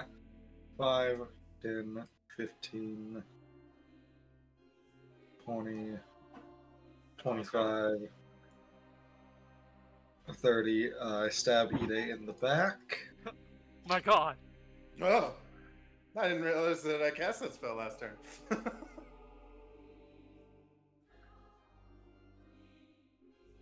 God. See, I could shoot both of these guys, but it would require also shooting Ide. Betrayal. What would it hit? Like, what would you need to do? Like, I is make there an a chance that attack. I could just avoid it? It'd be like a cone attack, I think, right? Yep. So What you'd would have it to be the save. versus? Your touch AC. Touch. What's my touch? My touch is 26. Now, Ide, is it okay if I maybe nick you with this? I don't care. Go ahead. All right. That's all I need to hear. So, I gotta give everyone guns for every time there's a ranged option on these guys. yeah, fucking go for it. Oh, by the way, Christ. Ide? I have increased my range to 15 foot. That ends at the Jesus. end of your turn. Sorry? You're using lunge, right? Yeah. That That goes ends at the end of your turn. Yeah, that's only temporary. That lasts till your next turn. To the end of your turn. Until your next turn. What? Until the end of your turn. Oh, no, you're right. Until your next turn. Or wait. Oh, never mind. You take the AC penalty till your next turn.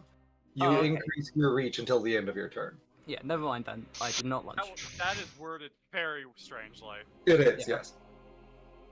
I can never remember if I make separate attacks for everyone or just one. Separate attack roll against each creature in the cone. Okay. Okay, cool. But it's at your max one. Yeah. Yep. With a slight penalty. So, first Ide. Ironically, Goon 1 and Goon 2. oh wait, no, yeah, that misses. Touch. That hits both of them. Yeah, All Ide right. barely dodges because he's just 26, I think you said. Oh. And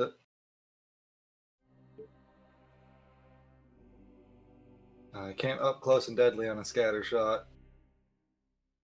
So, fucking... I forgot I don't have regular scatter ammunition, so I guess that this is fucking entangling shot. Okay, cool. One guy's already got hold person on him, so needs. So, fucking Fuck these guys. half damage on this. Okay, so So 4. 4 damage. And then all 3 of those people also need to make a reflex save. Or wait. 2 of them. 2 of them. All 2 of them. I didn't write down if entangling shot actually requires you to hit. It'd be very funny if it didn't. Okay, yeah, it does have to hit. Okay. So Ide does not risk entanglement. Hooray! Reflex save. Bonk. Bonk. Fail. What's the DC? 15. The bottom guy succeeds. So this man is held by hold person and also entangled. Alright, so I guess that's the one we're taking prisoner. The hold person one? Yeah. Who's also entangled. I don't know. Well, I'm equidistant from both of them, so I can take the other one down. I'll give him a swirly for entangled.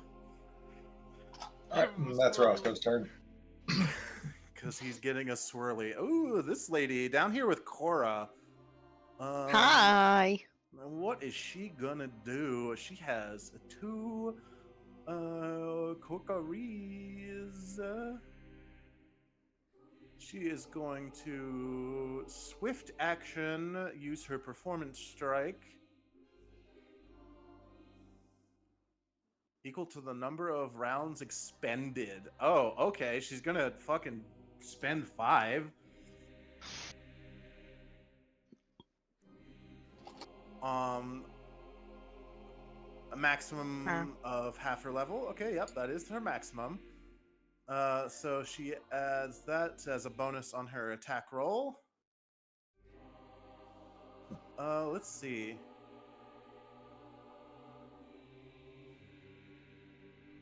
Underhanded, yes. She is going to try and faint as a move action. Just 1 second. I think faint is just against a DC. So, feint is against your hit dice plus your wisdom, or it's against your ranks and sense motive, whichever's higher. And add 10 to either of those. Oh, okay. So feint isn't about being flat-footed. Correct. It is. Well, it would be. It makes you flat-footed. It But makes you flat-footed. I can't if- be flat-footed. I have uncanny dodge. I think feint would just go against your flat-footed AC. It doesn't make you flat-footed.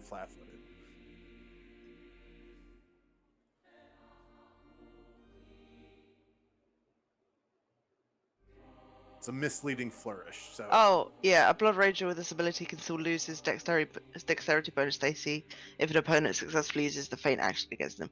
Yep. Okay. Okay, so what am I doing? So it's what do you have ranks in sense motive? Yes. How many? How many? 2. Okay, so it's 10 plus your wisdom mod plus 9. 10 is- plus my wisdom mod, which is -1. Alright, so DC So 18. Yeah. Fail on your part. Oh, okay. So this is I was gonna against. say, like, fucking, if she failed at 18, why is she even bothering to faint? Why is she a rogue? Okay, she is double wielding her kukri, so she goes whack, whack, whack. Slice me What up. is your flat-footed DC or AC? My flat-footed AC is 20. Okay, she hits you twice and bonks off your armor with her third one. So she does 2 slashing. Woo!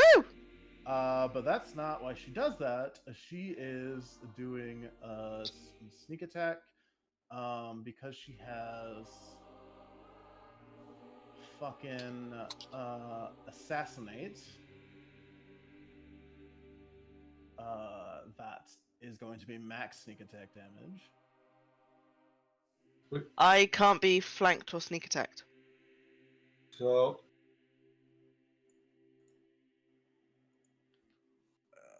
yes, because of improved uncanny dodge, you still can't be sneak attacked.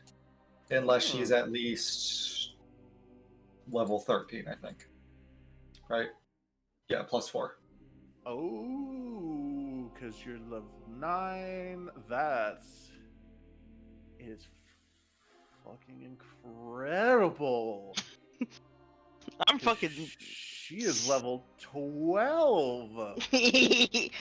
I'm fucking sturdy. You ain't getting past me.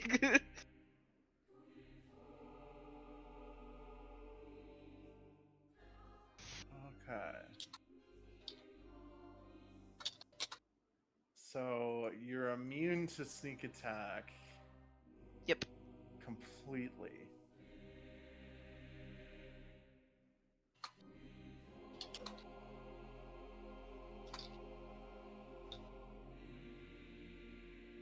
Huh. Yeah, alright, cool. She fucking fails that. Assassinate, you had to make a fortitude save or die. Hell yeah.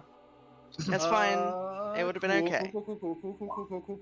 Cool. She is going. She still has poison on those, however. That's okay. I can do that. So those don't sneak attack you, but you are hit with 2 poisons from her little nicks on with her little kookeries. Is that 2 fortitude saves then? That is 2 fortitude saves for favor. Cool. Before I roll these, I do have a total of +6 to both of these from resistance, which is a racial trait, and gift of the ancients. Let's fucking go, because you're a poisonous little snaky. I am a This was not a sneaky good. bitch. This is not a good This is matchup not for a her. good matchup for her. She Nope. really should have like gone a different direction and tried to find someone else. Yup. Okay, so I've Also, got the smog cloud goes away on Roscoe's turn. Okay. I've got a macro modifier thing, so I'm already adding the 6. Okay, this is with the 6. Got it. Okay, yeah. Yup. Yeah. Holy Fucking. Fuck Yeah. yourself. Fuck Nothing. yourself. She's just like, oh. As she realizes that, oh, you are a snake. Fucking Nagaji, bitch. Yeah, she, as a Vishkanya, is just like, ooh, I should have known that. Thank God I drank that fucking antitoxin as well, because that put a +5 on those. Yeah, So you have your natural snakiness, you have the antitoxin, and you also have the heroism. Yep. and you rolled really good. Jesus Christ. Okay, yeah, sucks to be her, especially now that it's Cora's turn. Fuck yourself. Yeah. Cora, at this point... yeah, poison, that's a spice. I produce poison, I could spit venom back at her. I'm not going to. I'm going to... If I've got this correct, I can do a power attack. You can. And I've also got Furious Focus as a feat, and they combine. So I'm Yep. going to add that buff. Yep. Dink. And then oh no, I got rid of them all. Hang on. God, I'm so dumb. Where did heroism go? There it is. Sweet. So wait, so what does that actually do? Oh, it's just a +6 to my damage roll. Okay. Yeah, no, it's big. Because Big power damage. attack is exchanging a -2 on the roll, on the attack roll for a +6 on damage. But because I have Furious Focus as well, that gets rid of the -2 and just adds the +6. Yep, it's fucking awesome. Sweet. Sweet. Plus I'm big. Cool. So, yeah. Yeah. Yeah.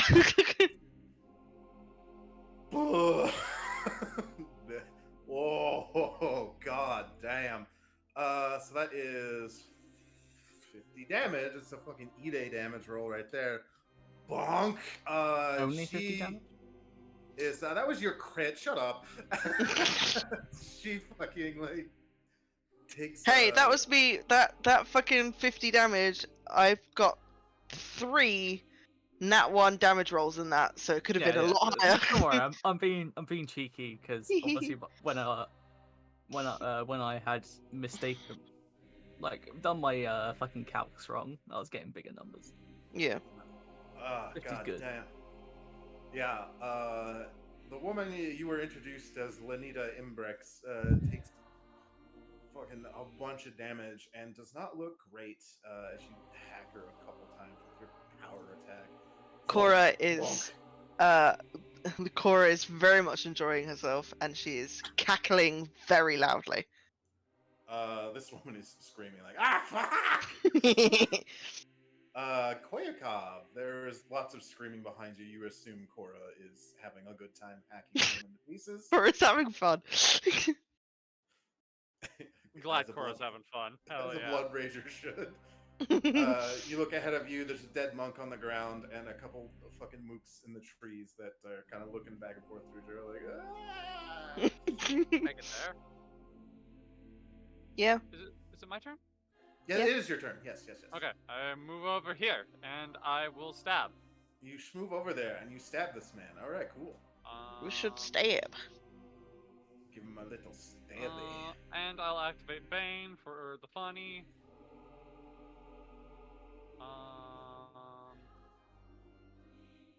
Sorry, just have to. I forgot to input that. Hey, I have used these today. All right. I assume. What do these guys look like? Because I have to specify the humanoid type. These are definitely humans. Okay. Bane They just humans. have weird jaws because All right. someone did a silly art style And weird eyes. and weird eyes. They give him NPC eyes. Oh, okay, cool. Bonk, bonk, bonk. Both hits this man. I don't think I get the second one. I think I only get the first one because I moved. Okay, cool. You get the first one. Slashing and cold and bludgeoning. That probably is cool. more slashing because of the Bane. I just keep forgetting to switch it to slashing because the weapon mod macro used to be a morning star. Yeah, cool. Okay, cool. So he doesn't have any DR any either way, so he takes that damage, and yeah, he snarls at you and gets ready for his turn, which is now. He had his bow out. He swift action drops it. Does he have? He does have quick draw. So he draws weapons as a free hand, or as a free action instead of a move action. So he does that with his hand axe. Wonk wonk. He draws his two hand axes. His two hand axi? Question mark? Shrug. Axes. Axes as free action, and he fucking goes into you. Bonk, bonk. Your AC is 31. He misses every single one of these, clanging off your mithril armor. He looks up with the last blow, not quite getting in there, and kind of looks up with a little bit of fear in his eyes. This guy's going to spend his entire turn trying to beat a 15 will or a 17 will save with his worst one. He finally does it, but he's still entangled. So Sweet. at the end of the day, it doesn't fucking matter because He's there. just stuck to this wall like fucking Spider-Man. Yeah, he is very Spider-Man right now. Just plastered on the ground. This guy is going to kind of stay right there. He likes where he's at. He saw that his short bow attacks didn't really kind of whiffed it with fucking E10. So he has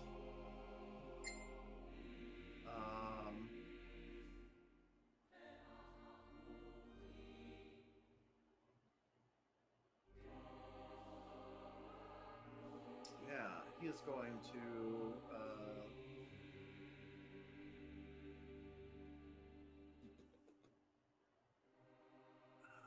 huh. Yeah, I guess he's gonna bluff Roscoe here to feint him with his fucking crossbow or short bow attacks.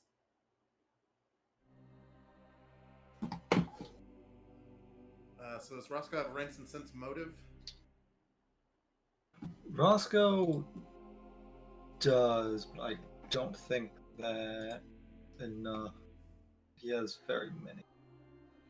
Yeah, he only has a single rank in sense motive. So Yeah, Roscoe's is 22.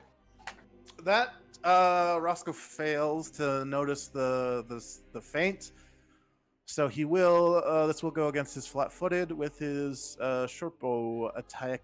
15, I don't think hits. Nope. Nope.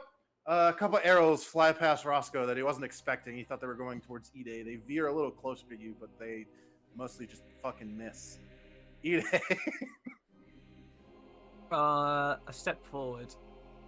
Okay. And I don't know. I know we're trying to capture one, but No, this guy is fucking. He's fucked. Yeah, he's I still know. entangled. the thing is, Probably focus on this one. I don't know if Ide would be happy or just care that she hit him or not. Well, we If still got one to the arrest him, we can learn more about them, and we can make sure that the big boss pays. But there is still These one guys to the are north. grunts. Yeah, There's still one in the tree. there is one right over here. It's Ide's call, but she doesn't have rage, so she's not like blinded by bloodlust or anything. Cora, on the other hand. Cora, on the other hand, also I have 30 minutes till I need to go as well. So, Oh yeah. Yeah. How weak is this guy in front of Cora? Koya. it is like a quarter of the way through. He looks like he has some fight in him. Okay, yeah, full attack. Okay, cool. Farewell, dick bag. Farewell indeed. As you confirm a crit again, minus 55, minus 80. Yeah, he dies. Yeah. He is dead. Uh, Koyakov gives him the old 1-2. He tries to bonk her with her axes. Yeah, Ide takes her other 5-foot step from step up or whatever. Advancing. Advancing.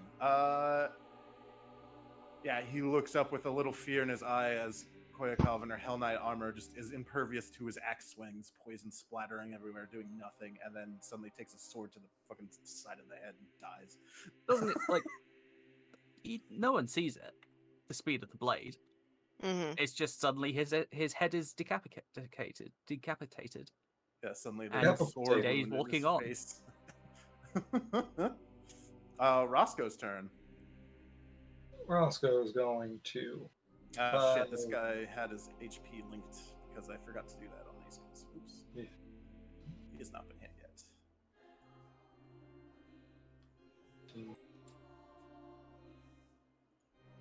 Roscoe's gonna get to here, and then he is going to both barrels this lady.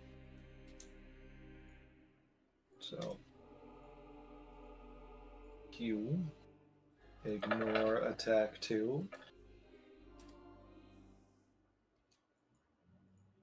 So that is an 18 and a 12 versus touch. Versus touch, that both hits. All right. And can I? Okay. Yeah, I'm gonna fucking up close and deadly the first one. And how bad she look after that? Let's see. So that is gonna be against. Oh, she's over here. She's taking all of those. Let's see. -9, -7. I also figured out why my keyboard was freaking out. Did you get on it? No, there was a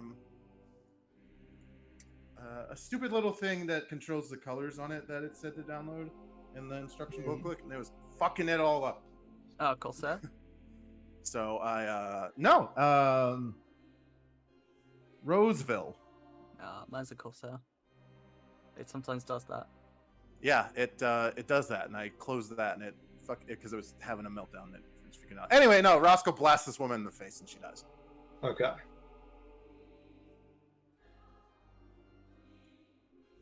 Koyakov hacks into her, or Cora hacks into her a bunch, and then from Cora's right, she hears three gunshots go off Just as two. just two gunshots go off. Oh, if it's just two, then she is actually still alive, but like barely. Alright, in that case, I burn another point of grit to up close and deadly a second time, because I can do that. Oh, okay, and then she dies. The difference is now I'm at 1 grit instead of 2. But wait, I'm fine. Blah. Cool. All right, Cora. Getting better. A woman has exploded next to you. By God. Cora is kind of annoyed that she didn't get the kill. Not at Roscoe, but just at she's, Yeah. she wanted that tally. Nom, nom, nom, nom, nom. It's fine though. Okay. It's fine though. She's gonna fucking. Yeah. How far can she go? Just fucking. Give him the hood to her. The hot tour. She's gonna move to the middle.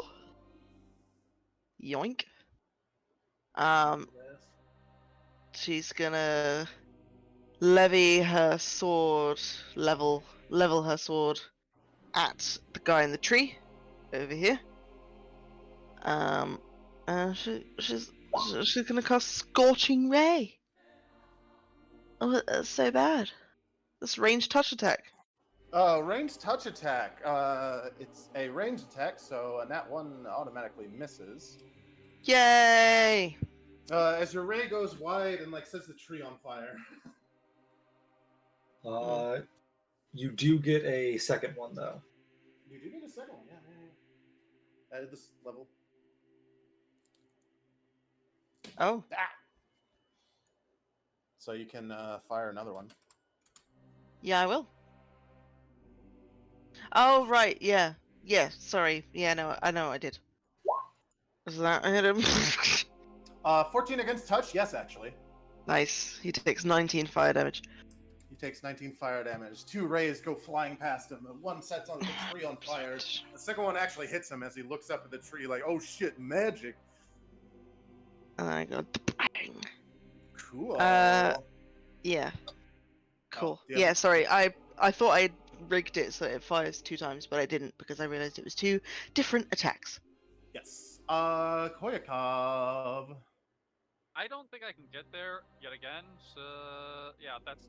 Oh, I can get right there, maybe. Yeah, you can get there. You can Get under the tree. you can get under the tree. That's on fire. That's on. That's fine. Is on fire. Glowing I'm a- embers under your I'm fucking a- Hell Knight armor. Yeah, I'm a Hell Knight of the Pyre. This is old This hat is to me. awesome. Yeah, you look so fucking scary, and this guy's like, 20 to hit. 20 hits, barely. Let's see. I did this separately, so I don't know how this works now. Should be able to just click the damage. How's that? Nice. Cool. So 18 and 6, because that's not a crit. Bonk, and he takes 6 cold slashies. Yeah, he is still up and about, but he doesn't look that great. About halfway through his health, he is going to, same as the other guy, drop his bow and quick draw his axes, and he is going to power attack you. My thing. Yeah.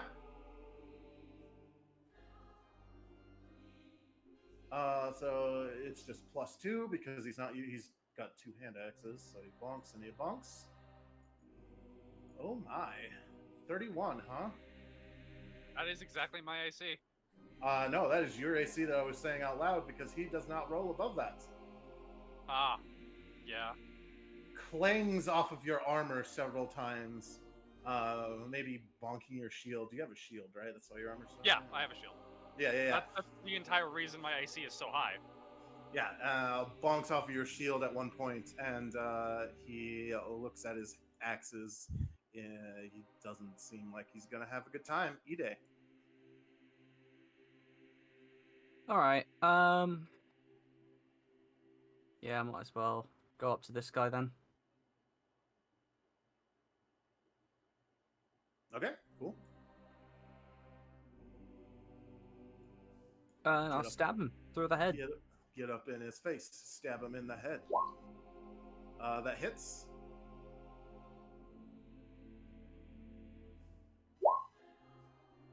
$21, 18. 39.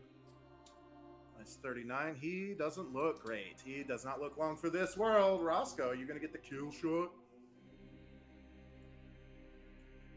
Let's go kill Steel. Yeah, I think Roscoe will go for the kill. So 5, 10, 5, 15, 20, 30. Okay. All diagonal. And yeah, Roscoe's just gonna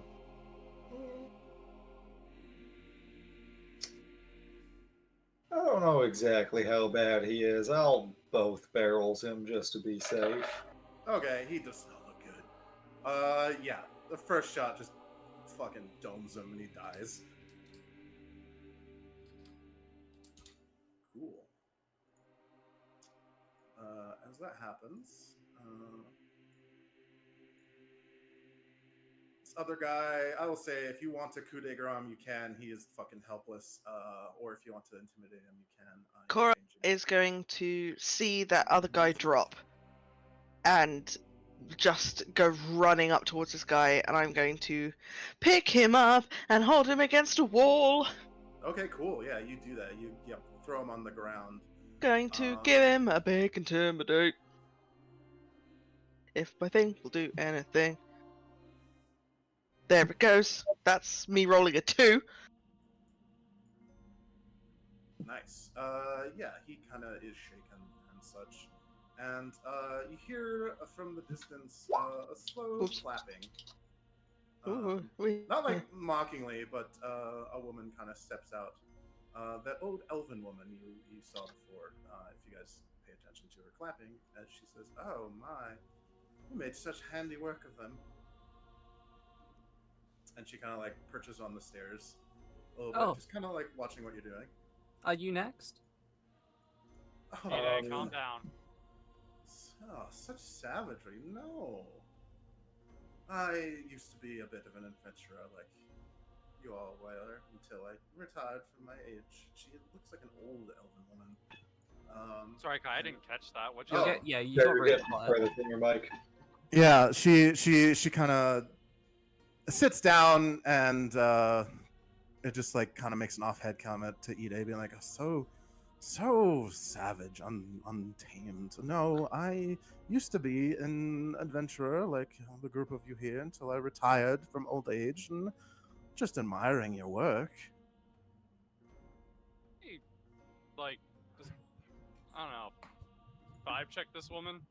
Yeah, sure. I think they deserved it, considering what they did to my wife. Well, I didn't say they didn't deserve it.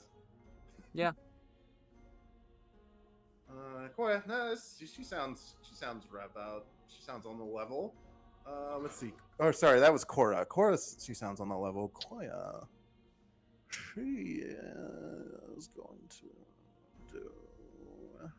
That's also that's not counting the monocle or the inquisitor level at the moment either. So It's like ridiculous, huh? Okay. yeah, it's like 40 something. Okay. Yeah. 42, I believe. Well, thank you. What are you looking for specifically?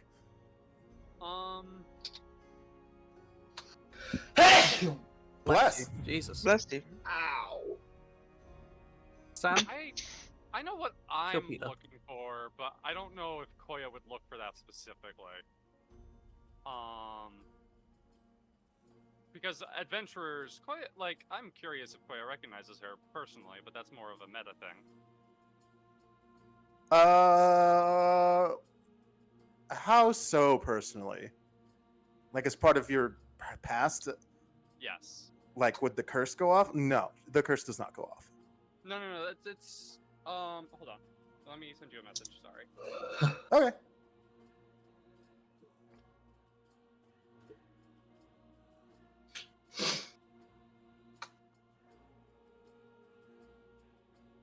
I got my voice students. Oh, in Discord, not in GM. Yeah, in Discord. Sorry. Whoop. Discord, I'm howling at the moon. No. Okay. Sorry. I just barking up the wrong tree. My apologies. That's okay. It's more of a like Barking again. trying to figure out why she's sizing us up essentially now. You're not sure why with a sense motive, with that high of a sense motive, but you are definitely sure that she is sizing you up. Not like to do anything now, but she's definitely watching your like techniques and moves. Which, you know, she's saying that she admires people's handiwork. She is just an old woman now. She has a lot of years left in her as an elf, but she's retired. Thank you for the praise. She smiles at you, despite her icon. Kind of gives you a little hand clap. Like, of course. Talent is to be appreciated wherever one finds it. You take a look at her. She was really giving that face of I don't know. All right. Is there something that you need of us in the immediate, or were you just enjoying the carnage? Oh, I'm just enjoying the show, as it were. It's not often that you get dinner and entertainment at a wedding like this. Suppose that's fair.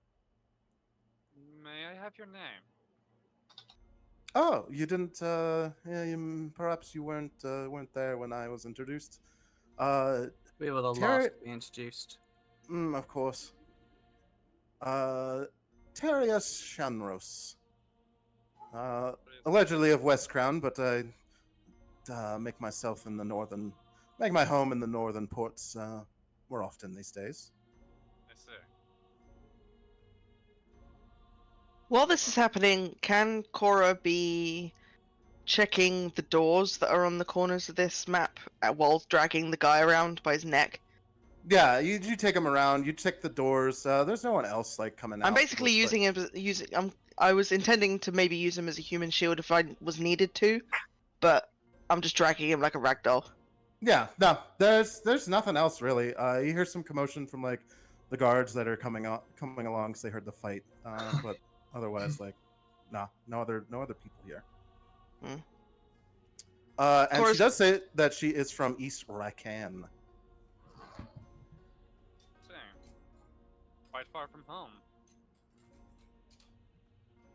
Which is one of the trade cities north of West Crown. Oh yes, I was just in town, looking at some supplies and trinkets and stock for my little adventurer shop I've got out there. And I heard about the wedding through, well, pardon the vine, and petitioned to get an invite from the king.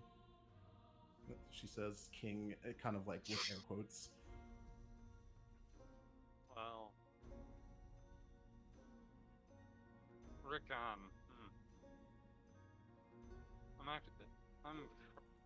Actually, can she even say that? Actually. Because your family's from Westpool, Oh, okay. which is like across the river and like Yeah. north or south or north just a little bit. I They're actually two grew small up in, trading cities. Yeah, I actually grew up across the water in Westpool. Let me look at your curse.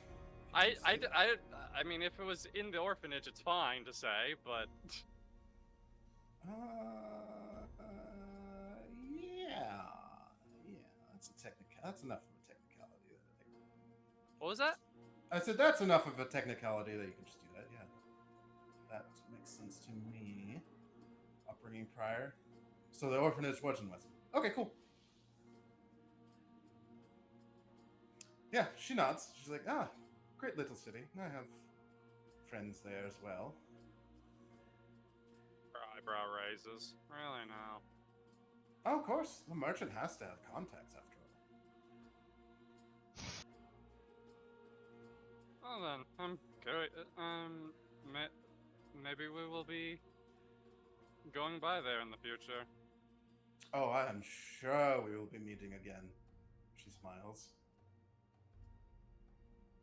With that sense motive too, you can tell that the smile does not reach her eyes. The smile doesn't reach her eyes? Nope. So, as in she's hiding something. As in, she is completely faking. This is like a trained fake smile. I see. Well then.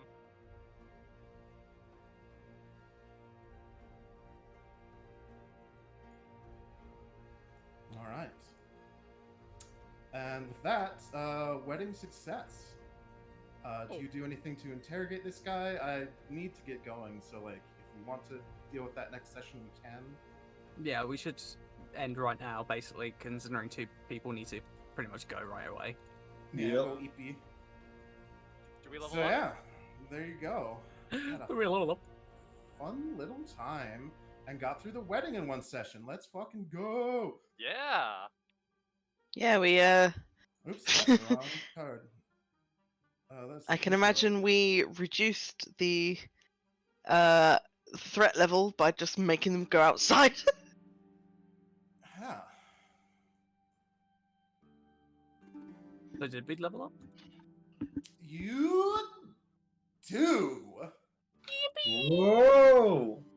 You are now Wahoo! level 10. We are switching to slow progression for the next XP level because of things that are going to be happening. And I I do have thought we were already another- on slow. No, you're on just medium.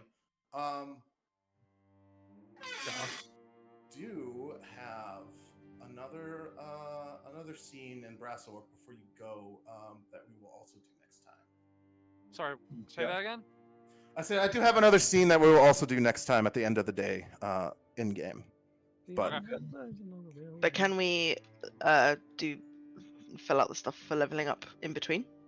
oh yeah, absolutely. Hell yeah.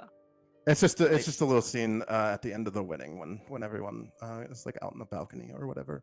Also, what actual experience that now? I'll just say you're at an even level 10, Cool. and since we're switching progressions, I thought we were already going quite slowly. that's because I have been drip feeding the XP by saying that like the quests are only worth X amount instead of giving you the actual amount because you're going too fast and would be too far ahead way too soon. Yeah. But now they're on slow, I could stop doing that and just give it to you. Because Most importantly- ultimately it makes less math for me just to Yeah. go to slow. Also, very fun. Immediately after taking that fucking 10 weeks off, Roscoe now has an ability that lets him craft shit twice as fast. That's Brilliant. so sad. Waka waka. Sorry. Time moment. Well, no, I said you guys could do the wedding before or after. Yeah. Everyone wanted before, so there you go. Cool. Neat. Wait, we did? I thought we voted for after. Nope. No. Weird. Everyone was before. I was after. I know that. Lol. Oh well. Weird. Anyway, Anyway, you right. guys can take time to level up off stream. I've got the normal shills if you're a regular watcher here. If you're not, we have a little Discord regular where we go. I don't know. We have at least 10 people. Which it would roll. It rolled the wrong one. Lol. If you guys have any questions, I'll be back in like an hour to answer anyway. Actually, no. Worse result. We have a Discord. We post animals. We post cats and dogs. We talk about the video games, or we talk about tabletop games. It would be nice for you to join if you want to. We also have schedule and such, live notifications, etc. Where we go. You can also get live notifications if you drop us a little follow. We love that. We also have a YouTube that is currently being caught up to everything on the channel, so that is also a fun little thing to do if you're more of a YouTuber. Hit that as a little subscribe, same username basically, and yeah, Good that's how we night. go.